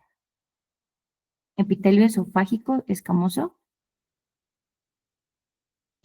No. Entonces, para corregir, por ejemplo, ustedes, aquí la respuesta podría ser simplemente esófago de Barrett, ¿sí? Pero si tú le quieres poner el nombre de la metaplasia, entonces recuerden siempre que las metaplasias no se van a nombrar con, digamos, con el nombre de epitelio tal, no, metaplasia, ¿sí? Porque uno tiene que saber, porque si yo digo epitelio cilíndrico, me estoy refiriendo a que ese es el epitelio normal, mientras que si yo digo metaplasia cilíndrica, lo que estoy diciendo es que de un tipo celular se pasó a un tipo cilíndrico, ¿sí? De un escamoso se pasó a un cilíndrico. Por eso es importante iniciar con metaplasia tal, metaplasia tal, ¿sí? Entonces, en este caso, pues, podría ser esófago de Barrett o metaplasia cilíndrica. Espérame, yo una cosa.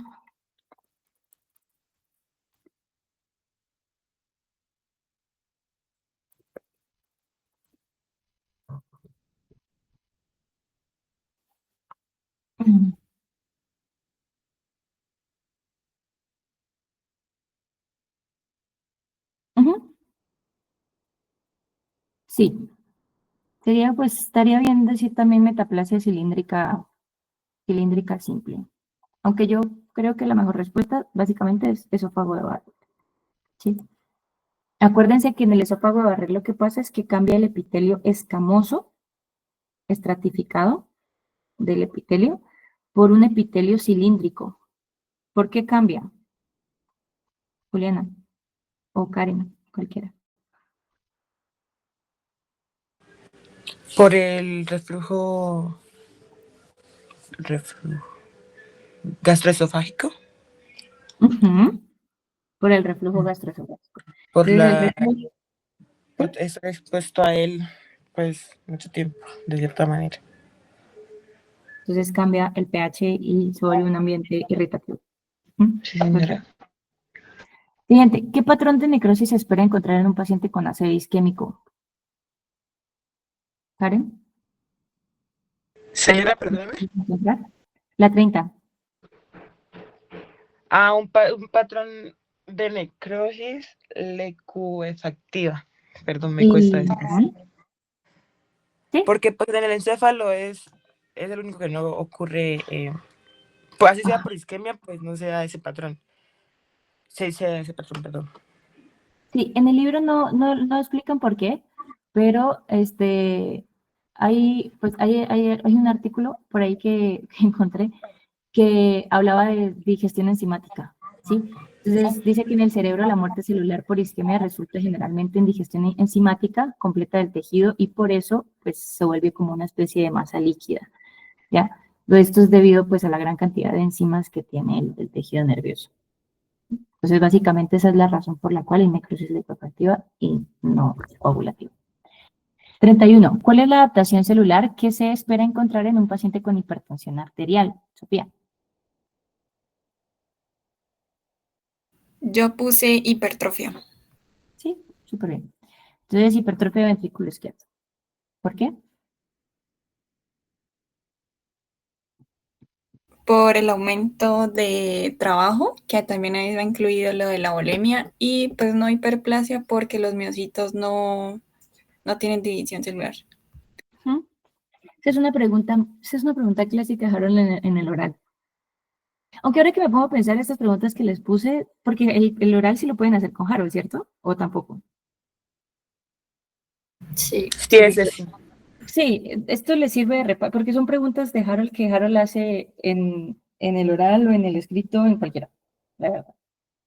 Incluso las de primer capítulo. O sea, él a veces pregunta sobre el primer capítulo, así como de la nada. Pero lo que más pregunta del primer capítulo es lo que les estoy mencionando. ¿Qué funciones? ¿Qué función de la mitocondria? ¿Función del lisosoma? ¿Función del microARN? ¿Función de no sé qué? ¿Función del aparato de Golgi? Eso es como lo que más pregunta del primer capítulo. Bueno, entonces 32. ¿Cuál es la adaptación celular que se espera encontrar en el endometrio de una paciente que consume anticonceptivos orales progestágenos? Pues ya lo hablamos en el anterior, ¿no es cierto? Los estrógenos hacían hiperplasia endometrial, atrofia estromal, y en este caso los progestágenos pues hacen lo contrario. Atrofia endometrial, hiperplasia estromal, ¿sí? Si usted le pone solamente hipertrofia endometrial a los estrógenos y atrofia endometrial a los progestágenos, está bien.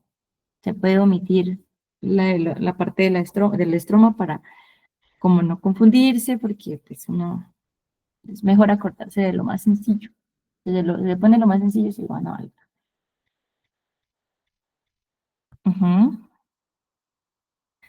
Hola, es que tengo una duda porque usted anteriormente cuando habló de la pregunta de los anticonceptivos con los estrógenos, usted ha mencionado que generaba hiperplasia.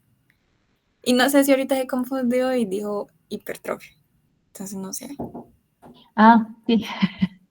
Hiperplasia. Sí, tiene razón. Aunque igual, algo importante, lo que yo les mencionaba es los tejidos que son lábiles, como las glándulas, ¿sí? De cualquier parte del cuerpo, se pueden hipertrofiar. O sea, generalmente las glándulas se hiperplasian, es como el patrón, predominante, ¿sí? En las glándulas ellas se hiperplasian, es lo que sobre todo hacen. Pero también pueden crecer de tamaño, ¿sí? Por ejemplo, esto pasa mucho en la hiperplasia prostática benigna. En la hiperplasia prostática benigna, que le ocurre, digamos, a las glándulas de la próstata, es que aumentan tanto de número de células como de tamaño, ¿sí? Porque la hiperplasia y la hipertrofia son dos mecanismos que están generalmente relacionados. ¿Cuál es la principal causa de hiperplasia? Pues que haya un aumento en la demanda de la función. ¿Y eso cómo se logra? Pues porque hay mayor cantidad, por ejemplo, de hormonas que la están estimulando o se necesita más, ¿sí? ¿Y cuál es la causa de la hipertrofia? Casi que la misma. Aumento en el trabajo, ¿sí? ¿Eso qué traduce para las glándulas? Eso traduce un aumento en la función, ¿sí? ¿Y cómo sé yo que tengo un aumento en la función? Pues porque tengo mayor cantidad de hormonas o de factores de crecimiento diciéndole, hey, oiga, trabaje, funcione. Entonces, digamos que, o sea, en el sentido de que las causas son las mismas, pues las glándulas generalmente se pueden hiperplasear y se pueden hipertrofiar. Eso no pasa, por ejemplo, con los tejidos que son permanentes o con los tejidos que son, bueno, sí, sobre todo con los permanentes. Con los permanentes, si yo tengo un aumento en la carga de trabajo, un aumento en la función, le digo, necesito que trabajes más. Como él no puede aumentar el número de células, pues lo que va a hacer simplemente es crecer, entonces hipertrofia. Pero para términos prácticos, pues, digamos, uno cuando habla del endometrio, específicamente del endometrio y de la próstata, por ejemplo, ¿cómo se refiere a ellos? A hiperplasia, ¿sí? Entonces, hiperplasia endometrial, hiperplasia prostática, pero sí hay hipertrofia de las glándulas también. Entonces, ahorita me corrijo, quizás sí, lo dije, o sea, porque tal vez lo confundí en términos, pero es importante que ustedes sepan que en las glándulas, pues, ocurren los dos procesos, predominantemente la hiperplasia, pero también se puede hipertrofiar. ¿Vale? Bueno, entonces sigamos con la siguiente, que es que alteración bioquímica se presenta en un paciente con necrosis tubular aguda. ¿Quién sigue? ¿Sofía o Juliana?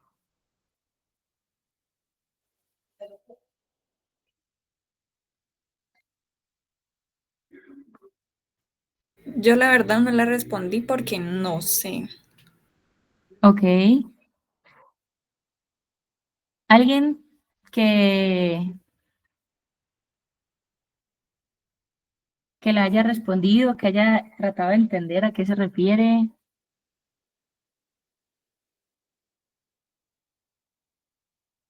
¿O quedamos chistosos cuando nos hablaron de necrosis tubular aguda? Paila, hasta ahí. Podría ser hipocalcemia. Ok, bueno, entonces miren, la pregunta dice, ¿qué alteración bioquímica, no? Entonces, cuando se hablan de alteración bioquímica, uno puede entender dos cosas, ¿ya? Sí, puedo entender que me están preguntando acerca de un resultado tal cual, un resultado bioquímico, por ejemplo, medible en la sangre, ¿sí? Algo que yo pueda medir a nivel sanguíneo que me diga que estoy teniendo una necrosis tubular aguda, pero eso es muy clínico. O sea, eso nos lo preguntarían a nosotros ya en otros semestres.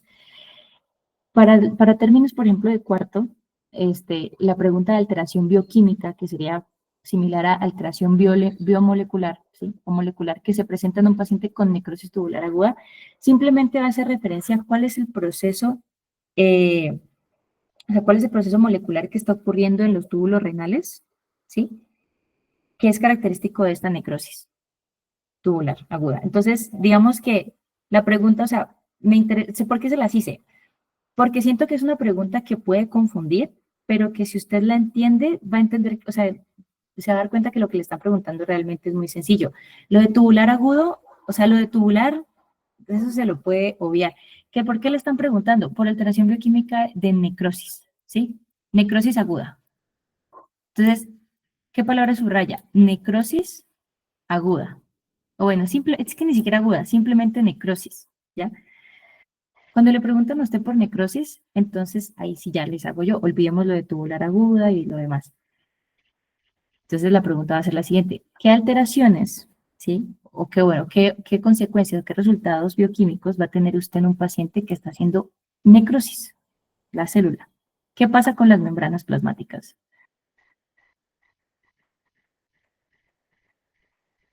Se rompen.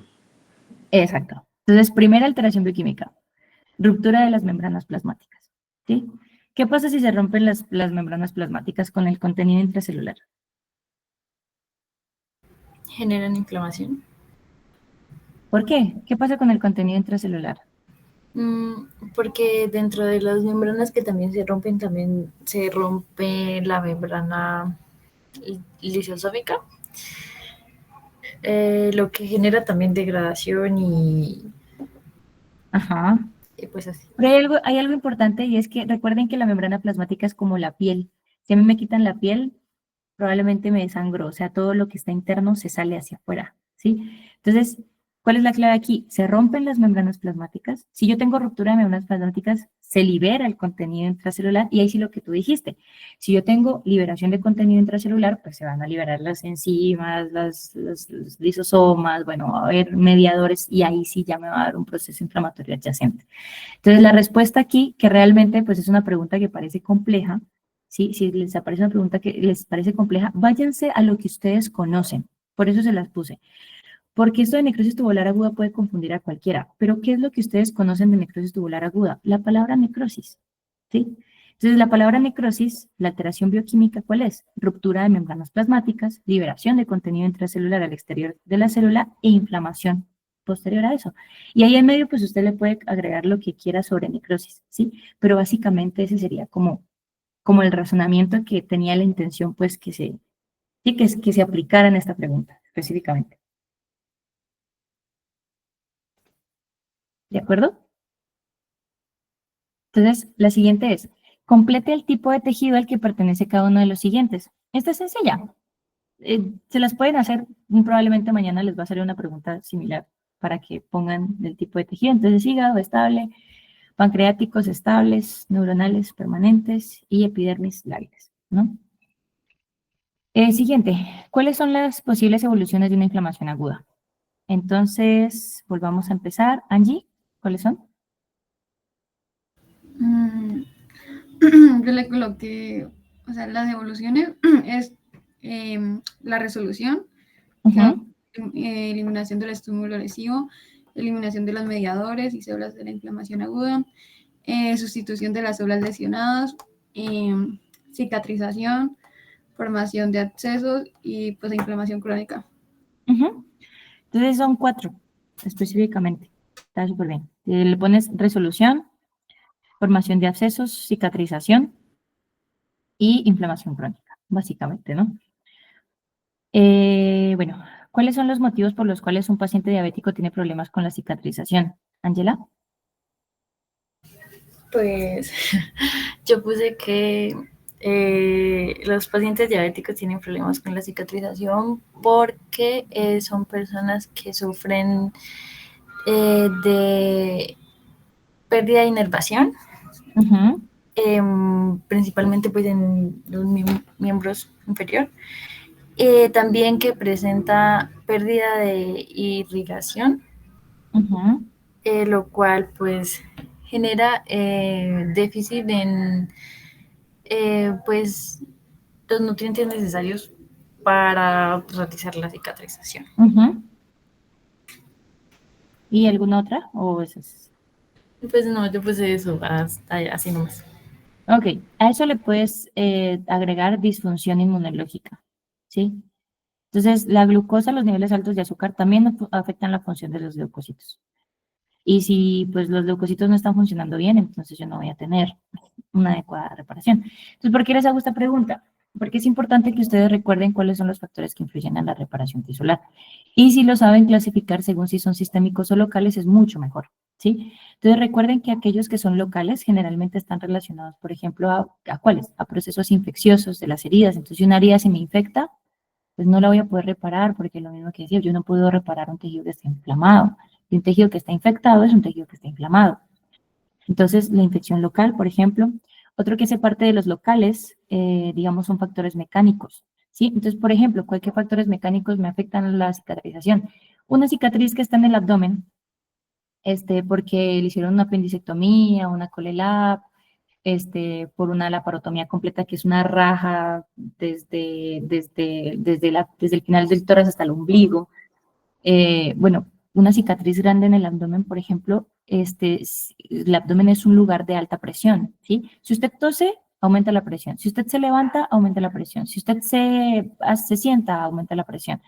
Entonces, digamos, estos aumentos de la presión a nivel local, por ejemplo, abdominal, puede hacer que las heridas se separen de los bordes, ¿sí? Y eso, pues, obviamente va a llevar a uno de los defectos de cicatrización, que es la dehiscencia, ¿no? Que es la apertura de la herida, de la cicatriz, pues, la separación de los bordes de la cicatriz. Otros factores mecánicos, aumento de la presión, torsión, por ejemplo, también, ¿no? Digamos, si yo tengo una cicatriz en un brazo, o bueno, no sé, genitales, lo que sea, y de alguna u otra forma hay torsión de la piel, del tejido, o demasiada fricción en esa zona, pues probablemente es un estímulo irritativo que puede atrasarme la cicatrización de la herida. Otro factor local son los cuerpos extraños, como cuáles, las suturas, ¿sí? Que la compresa que se queda allá adentro, que la suciedad, por ejemplo, el mugre de la herida, eso puede llevar a una infección, eso es un factor local. Y, por ejemplo, otro factor local, pues hace parte ya directamente de la localización de la lesión, ¿sí? Entonces, por ejemplo, si yo tengo una lesión, digamos, en cavidades, generalmente cavidades como cuáles, por ejemplo, cavidades pleural, la cavidad peritoneal, las articulaciones, sí, que son los líquidos sinoviales, esos son cavidades. Generalmente las cavidades tienden a ser bastante edema, tienden a exudarse demasiado, sí, ellas tienden a, y eso retrasa bastante la cicatrización. A que si, por ejemplo, la cicatrización simplemente pues es en mi mano, es en la piel, es un tejido que es seco, ¿sí? que no tiende a acumular secreciones ni exudados ni nada, y se cicatriza pues digamos de manera muy rápida. Entonces serían como los locales más que se me ocurren, que son como los más importantes. Pero por ejemplo están los otros que son los sistémicos, sí, que también pueden afectar la cicatrización, y dentro de los sistémicos que pueden afectar la cicatrización están las comorbilidades del paciente. ¿Qué son comorbilidades? Pues las enfermedades que pueda tener, que puedan afectar, como por ejemplo la diabetes, ¿no? Entonces lo que tú decías, la diabetes, ¿qué pasa? Que la hiperglucemia, el aumento de la glucosa a nivel sanguíneo, lo que generalmente hace es dañar tres cosas. Daña un montón. Pero tres cosas me dañan a mí importantes: los vasos sanguíneos, el sistema inmunológico y los nervios.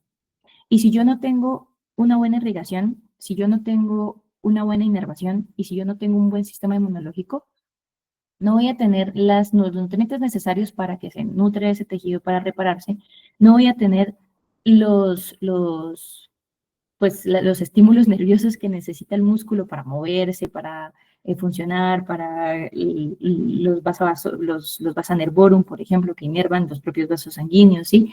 Los nervios son re importantes en general. O sea, si tengo una mala inervación, pues obviamente el tejido no va a repararse adecuadamente, y el sistema inmunológico, pues ese sí se explica solo, ¿no? Que es el principal implicado en los procesos tanto de inflamación como de reparación. Si no funciona bien, pues tampoco van a funcionar bien estos procesos. Pero en medio de eso, pues recuerden que hay otros mecanismos sistémicos de la reparación de las heridas que también influyen, como por ejemplo el estado nutricional del paciente. Yo tengo un paciente que está desnutrido, que está marasmático, que tiene hipoproteinemia, es decir, muy poquitos niveles de proteínas en sangre, pues no voy a tener los nutrientes necesarios para que el tejido se repare. Si tengo un paciente que está inmunosuprimido, ¿sí? Esta inmunosupresión puede estar secundaria a la quimioterapia de un paciente con cáncer, a que tengo un paciente que está tomando glucocorticoides, ¿sí? Los corticoides deprimen el sistema inmunológico. También pues tienen efectos antiinflamatorios, ¿no es cierto? Entonces no se va a reparar adecuadamente. Y bueno, básicamente eso es esto de los problemas de cicatrización, pues son preguntas que las suele hacer tanto Ivonne como Harold, y sobre todo Harold en el parcial oral. Pero bueno, realmente es como, lo preguntan, recuerdo yo que lo preguntan bastante y así ha sido durante todos los semestres. Vamos a ver cómo les preguntan a ustedes. Entonces, siguiente pregunta. ¿Cuál es el marcador bioquímico que se espera encontrar en un paciente con infarto agudo de miocardio? Felipe, ¿tú qué le pusiste? La verdad yo no sabía, pero creo que es troponina. Lo buscaste. Sí, Sí, pues claro. fui a ver el libro. ¿Alguno sabía que era la troponina o la verdad también quedaron como... Ujú.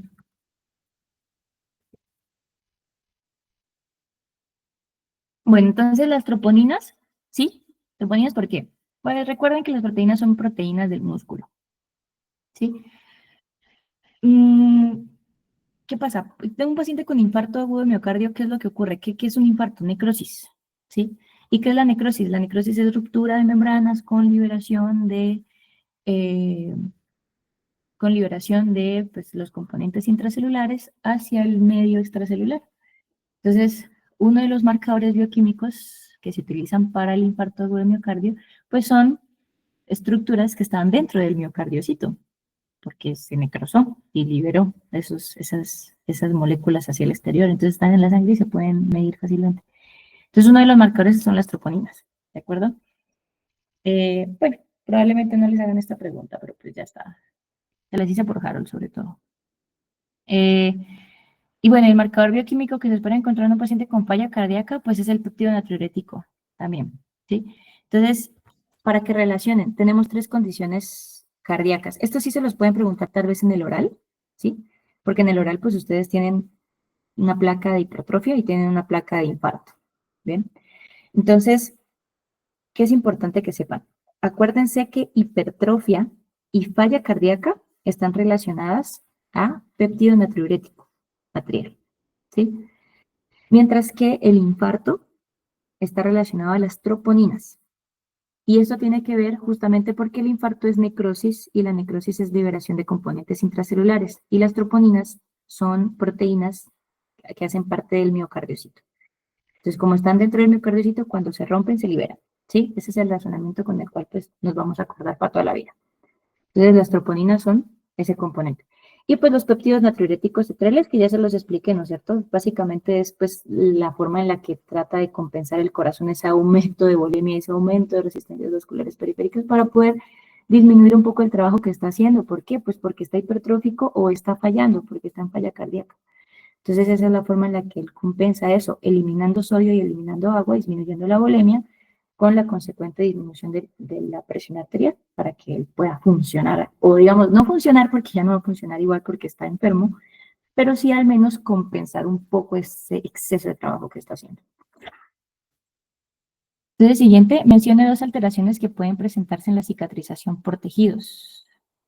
Vamos con, no sé si sigue Ángela o Emerson. Yo ya pasé. Ok, entonces, Emerson, ¿nos quieres decir 2 alteraciones que pueden presentarse en cicatrización por tejidos? Uy, es que la verdad de ahí para allá no las realicé. Ok. Pasa nada. ¿Pero te acuerdas de alguna? Alteraciones de cicatrización de tejidos, o no has llegado a esa parte del capítulo. La verdad no me acuerdo. Vale, no, listo. ¿Alguno? El que sigue creo que es Juan Sebastián. Esto yo había puesto deficiencia de cicatrización, que creo que era ulceración, y cicatrización excesiva, que era por fibrosis.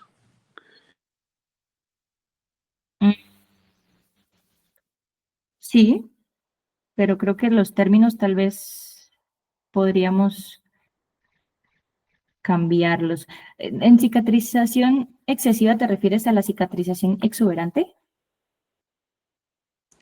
Sí, Ok, Karen, danos Aquí más. estaría, aquí estaríamos hablando entonces de lo que la profesora estaba explicando, que eran queloides, que era el exceso pues de la cicatrización en algunos casos. Exactamente. Ok. Ujú. Sí, entonces, muy bien. Entonces, o sea, está bien. La respuesta es que de Juan también está bien. Sino que tal vez quizás es como el... Recuerden siempre que es muy importante el lenguaje. O sea, cuando ustedes dicen cicatrización excesiva, sí, pero pues es que esa cicatrización excesiva puede ser una cicatriz exuberante, pero también puede ser un queloide, pero también puede ser una hipertrófica. Entonces, ¿de qué me estás hablando? ¿De qué tipo de alteración me estás hablando? ¿Sí? Entonces hay que ser o tratar de ser un poco más específicos. ¿Por qué se los digo, muchachos? Porque si usted está en un parcial oral, ¿sí? Y usted responde cicatrización excesiva, entonces usted me está dando a mí, le mencioné 3 ejemplos, me está dando a mí 3 posibles modos de corcharlo, ¿sí? A que si usted simplemente dice queloide y ya, ¿sí? ¿Y qué es el queloide? Pues es un tipo de cicatrización excesiva que no respeta los límites, no respeta los márgenes. O usted dice cicatrización hipertrófica. Y sí, ¿qué es? Pues es un tipo de cicatrización excesiva que sí respeta los bordes, ¿ya? Entonces, o sea, la forma, digamos, de utilizar las palabras es muy importante para que no te corchen en el parcial. Es mejor decir algo más bien como específico, concreto, que decir algo muy general, porque en lo general usualmente te pueden tirar varias preguntas, porque así son. Entonces, pues no sé, ahí tal vez eso puede ser, pues sí, pues les puede servir un poco. Entonces, en el caso de la pregunta 39, que son 2 alteraciones, esto pues está la página 107, mentira, en la página 108 la 9ª edición.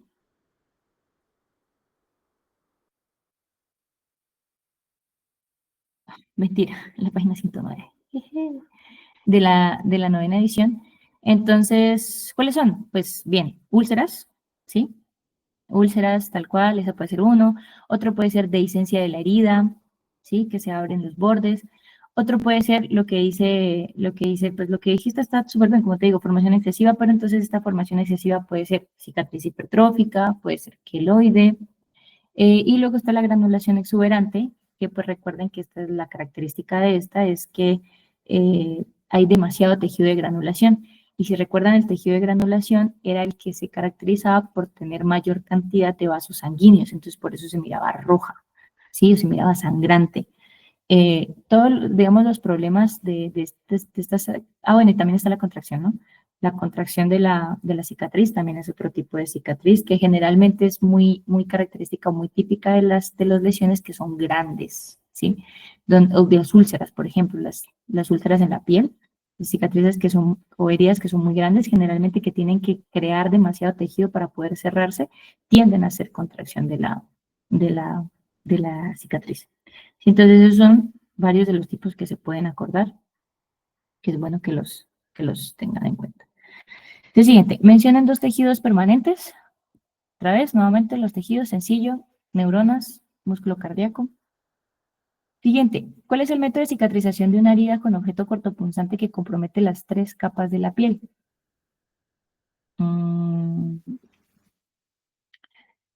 ¿Quién? ¿Karen o Sofía? Cualquiera. Cicatrización de una herida con objeto cortopunzante que compromete las 3 capas de la piel.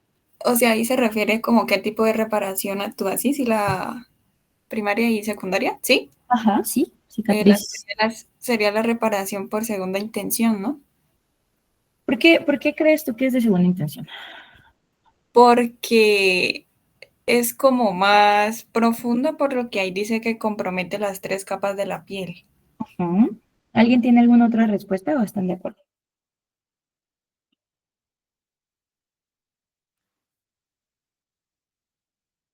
Ay, no veo.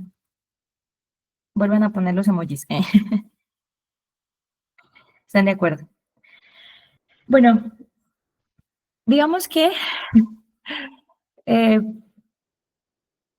es que también es un poco ambigua, la verdad, porque es que recuerden que la cicatrización por primera intención no es necesariamente la cicatriz que no compromete las 3 capas de la piel. Bueno, de hecho, una cicatriz por primera intención, la característica principal de la cicatrización por primera intención ni siquiera es la profundidad de la herida, es si los bordes de la herida son limpios y pueden aproximarse, por ejemplo, con suturas, ¿sí?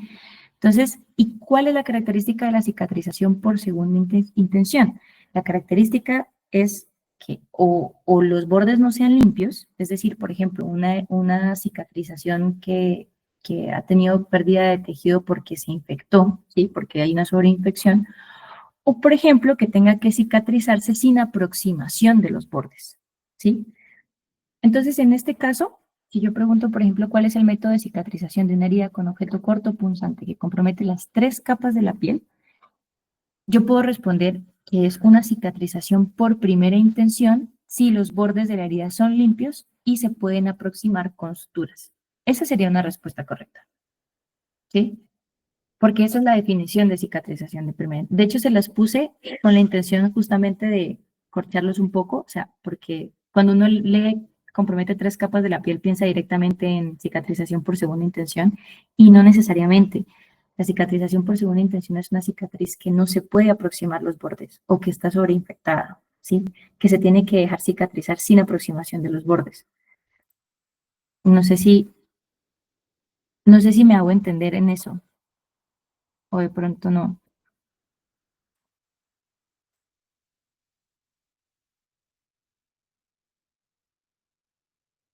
Entonces, miren, el libro dice, cicatrización por segunda intención.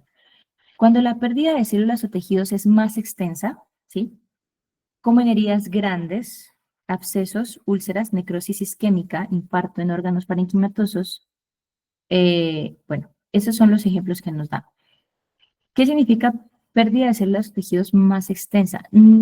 Sí, mira, si yo te digo objeto cortopunzante, ¿sí? Y te digo que compromete las 3 capas de la piel, tú te imaginas un cuchillo, ¿sí? Que se introduce y listo, yo lo saco.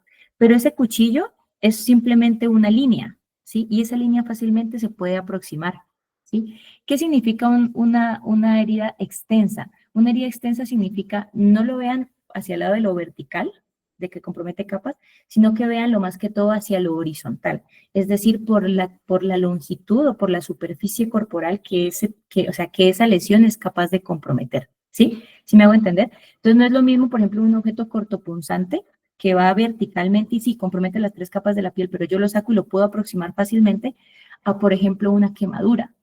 Una quemadura me compromete gran parte, por ejemplo, de la superficie corporal. ¿Por qué? Porque una quemadura puede ir desde el codo hasta la muñeca, ¿sí? Y en ese sentido, por ejemplo, me puede comprometer solamente 2 capas de la piel. No, ni siquiera me compromete las 3, me compromete solamente 2. Pero la superficie corporal que me compromete es mucho más grande porque va del codo hasta la muñeca, mientras que el cortopunzante es una línea y ya, ¿sí? Entonces, o sea, de hecho se los puse con la intención de aclararles ese concepto, porque cuando uno escucha 3 capas de la piel, lo primero que piensa es una herida compleja que se cicatriza por segunda intención y no necesariamente, ¿de acuerdo? ¿En qué caso se cicatrizaría por segunda intención? En el caso de que esa herida cortopunzante esté infectada o que sí, yo no la puedo aproximar, o sea, que tenga que cicatrizarse sin yo poder ponerle una sutura o sin aproximar los bordes. En ese caso sí, ¿de acuerdo? ¿En qué caso sería de segunda intención? Si el ejemplo no es una herida cortopunzante, sino que es una quemadura, es un absceso, es una úlcera, ¿qué más? Es, por ejemplo, una herida por cizallamiento, es decir, arrancar la piel, por ejemplo. En esos casos la herida es más grande, sí, ¿de acuerdo? Pero si ustedes ven que el ejemplo es una herida pequeña, es una herida donde, digamos, está en quirófano, hay suturas, no está infectada, los bordes están limpios, entonces, independientemente de si compromete una, dos, tres capas de la piel, eso se puede cicatrizar por primera intención. ¿De acuerdo? Siguiente. Entonces, define inflamación. ¿Quién me define inflamación?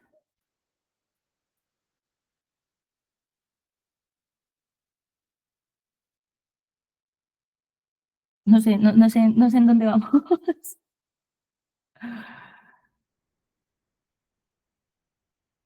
¿Quién sigue?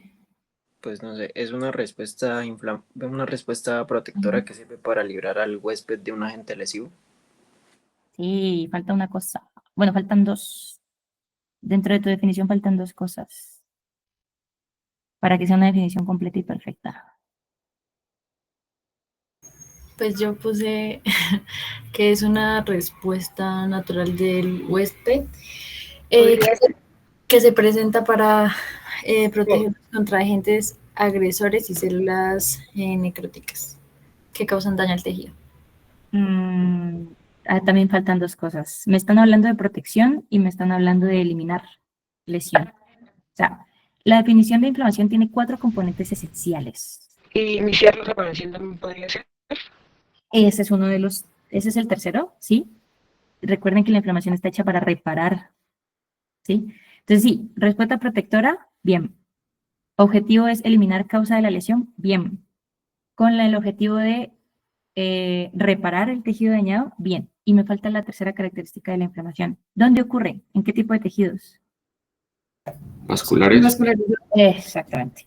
Entonces, una respuesta protectora, primero, de tejidos vascularizados, segundo, cuyo objetivo es eliminar la causa de la lesión, tercero, y retirar el tejido dañado o iniciar la reparación, ¿sí? Cuatro características que si usted la responde así o si la tiene, o sea, rompe. Bueno, entonces 43. El mecanismo de adaptación que se espera encontrar en los tejidos sometidos a estrés crónico es... Bueno, como respondió Juan Felipe, entonces le toca a Juan Sebastián.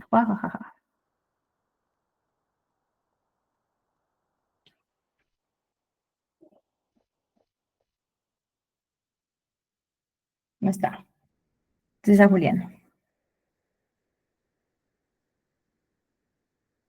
La 43.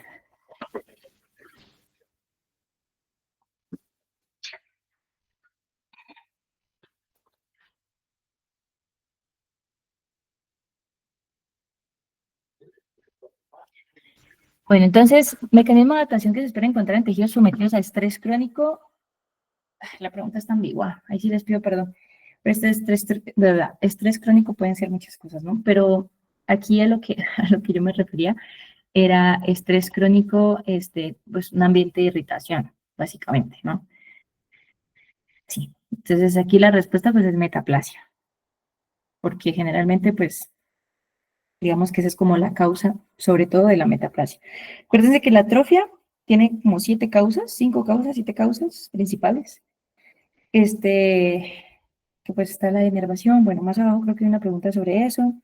La hipertrofia y la hiperplasia, pues digamos que la causa principal es aumento de la necesidad del tejido, es decir, aumento de la demanda, pues la demanda de la funcionalidad del tejido.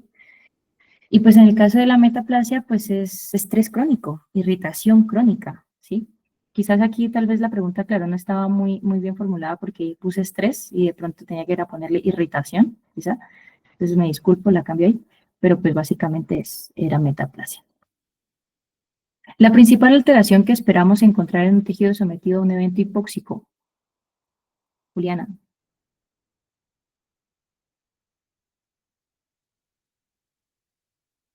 ¿Cuál es la principal alteración que tú esperas encontrar en un tejido sometido a un evento hipóxico?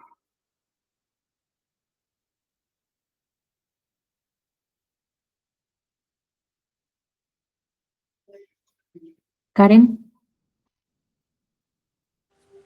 Ve, pues yo no la he respondido, pero ahorita gustaría yo, pues creo. Bueno, sabemos que la ¿Qué pasa en fosforilación todos? oxidativa. ¿Cómo? Sí, sigue. La fosforilación oxidativa pues se da en presencia de oxígeno, ¿no? Y pues al haber bajo pues va a disminuir, entonces por tanto el ATP y pues Sí. la célula va a tener menos ATP, entonces pues creo que sería eso. Es total. Entonces, no tengo oxígeno, no tengo ATP. Fin. Disminución de la producción del ATP. Siguiente, 45. Apoptosis bajo condiciones fisiológicas y bajo condiciones patológicas. Sofía, un ejemplo de apoptosis fisiológica y patológica.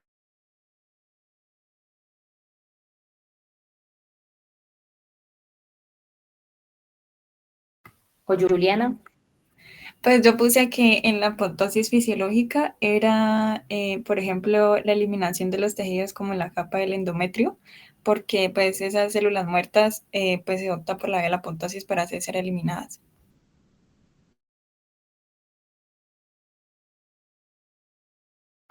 ¿Y uno de la patológica?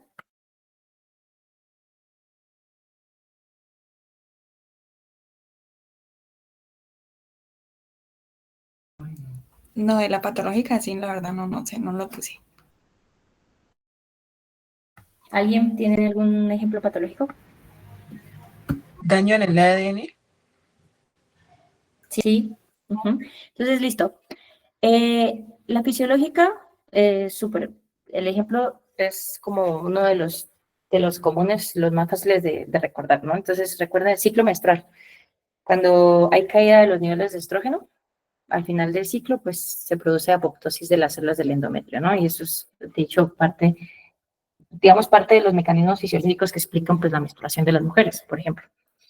Pero pues aquí también pueden poner otros ejemplos, por ejemplo, la lactancia, la atrofia, digamos, de las glándulas mamarias después de que la mamá termina de amamantar, la atrofia del útero, ¿sí? Del miometrio y del endometrio, después de que la mamá, pues, tiene su parto. Esa atrofia está dada por apoptosis fisiológica, porque las células se mueren. Entonces ahí están algunos de los ejemplos. Y digamos de la patológica, pues recuerden que el daño del ADN lleva a eliminación de células a través de la apoptosis. Recuerden, otro puede ser la acumulación de las proteínas mal plegadas. Esto hacía parte de los mecanismos de lesión que estudiábamos en las monitorías. Entonces, la acumulación de proteínas mal plegadas pues llevaba a lo que se conoce como el estrés del retículo endoplasmático y eso va a activar la apoptosis, ¿sí? De hecho, este es uno de los mecanismos típicos, por ejemplo, de la eliminación de las células neurodegenerativas en el Alzheimer, en el Parkinson, como les mencionaba, que hacen parte, digamos, de también procesos de inflamación crónica. Otro ejemplo de apoptosis patológica pueden ser algunos virus, por ejemplo, el virus del VIH. Generalmente, pues estas células inducen a la apoptosis masiva de los linfocitos, específicamente de los TCD4. Entonces ellos pues se eliminan y eso es patológico. Bueno, hay algunos de los ejemplos. Siguiente, 46, uso de medicamentos esteroides está indicado en el manejo de condiciones inflamatorias debido a, ¿cuál es el mecanismo de acción de los corticosteroides? Bloquean la fosfolipasa. ¿No? Muy bien, entonces bloquean la síntesis de todos los mediadores de inflamatorios derivados del ácido araquidónico. 47, ¿cuáles son los efectos sistémicos? Un segundo, para ya terminar porque ya se nos está haciendo demasiado tardecito, entonces denme un momentito.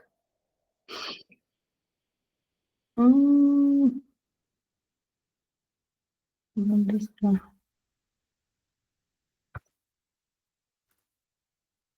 Aquí, ya. Entonces, ¿cuáles son los efectos sistémicos protectores de las citoquinas IL-1 y factor de necrosis tumoral? 3. Recuerden, fiebre, proteínas de fase aguda y producción de leucocitos, mayor producción de leucocitosis. La 48. ¿Qué ocurre en la célula cuando la fosfatidilcerina pasa hacia la cara externa de la membrana plasmática celular? Esa es una pregunta que también hace Harold. Entonces, pues una pregunta del primer capítulo. Básicamente la fosfatilicerina es una proteína que se encuentra a nivel de la membrana plasmática y ella tiene dos caras, tiene una cara interna y una cara externa. Cuando sale hacia la cara externa, pues el libro lo plantea como una señal de cómeme, ¿sí? Para los fagocitos. Esto significa un tipo de apoptosis, de hecho, un tipo de apoptosis fisiológica, que no es apoptosis porque no se induce apoptosis, sino que es pues se autoinduce a la fagocitosis, ¿sí? Que otros la fagociten. Entonces, básicamente lo que ocurre es que los fagocitos se la comen, ¿sí?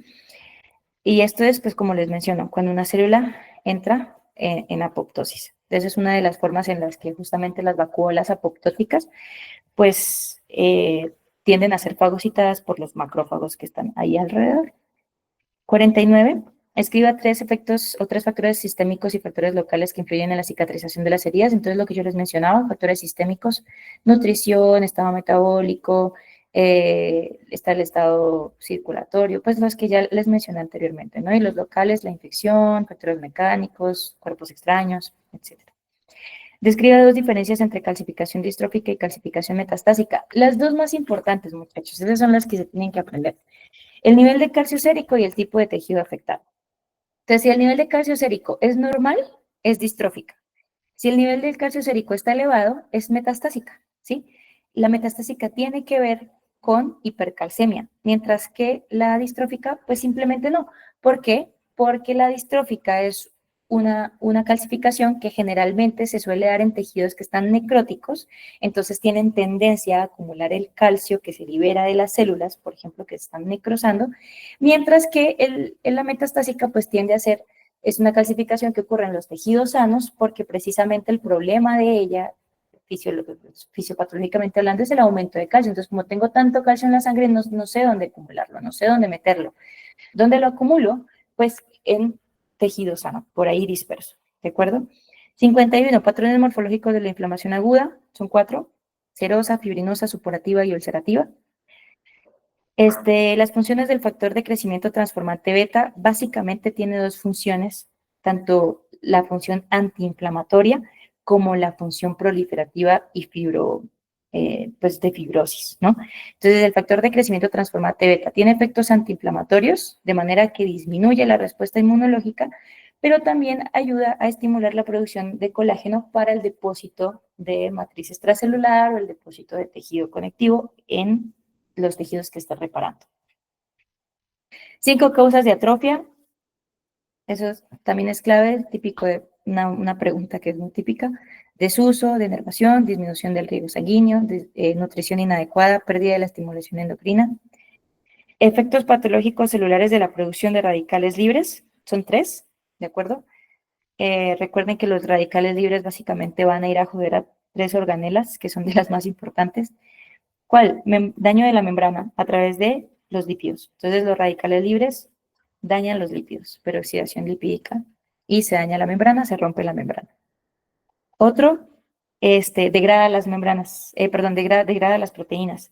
¿A través de qué? De una modificación que ellos hacen en las proteínas. Entonces, dañan las proteínas que dañan, o una de dos, o se degradan o se malpliegan.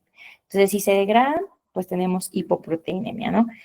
O pues sí, niveles bajos de proteínas. Y si se malpliegan, pues estrés del retículo endoplasmático y apoptosis de la célula. Y la tercera cosa, pues el daño del ADN. Entonces los radicales libres van a ir a joder al ADN y hacen o inducen a mutaciones. Y finalmente la última pregunta, que son ¿qué mediadores inflamatorios son responsables de hacer broncoconstricción y aumento de la permeabilidad vascular? Pues eran los que mencionábamos. Leucotrienos, y ya, pues básicamente esos, ¿no?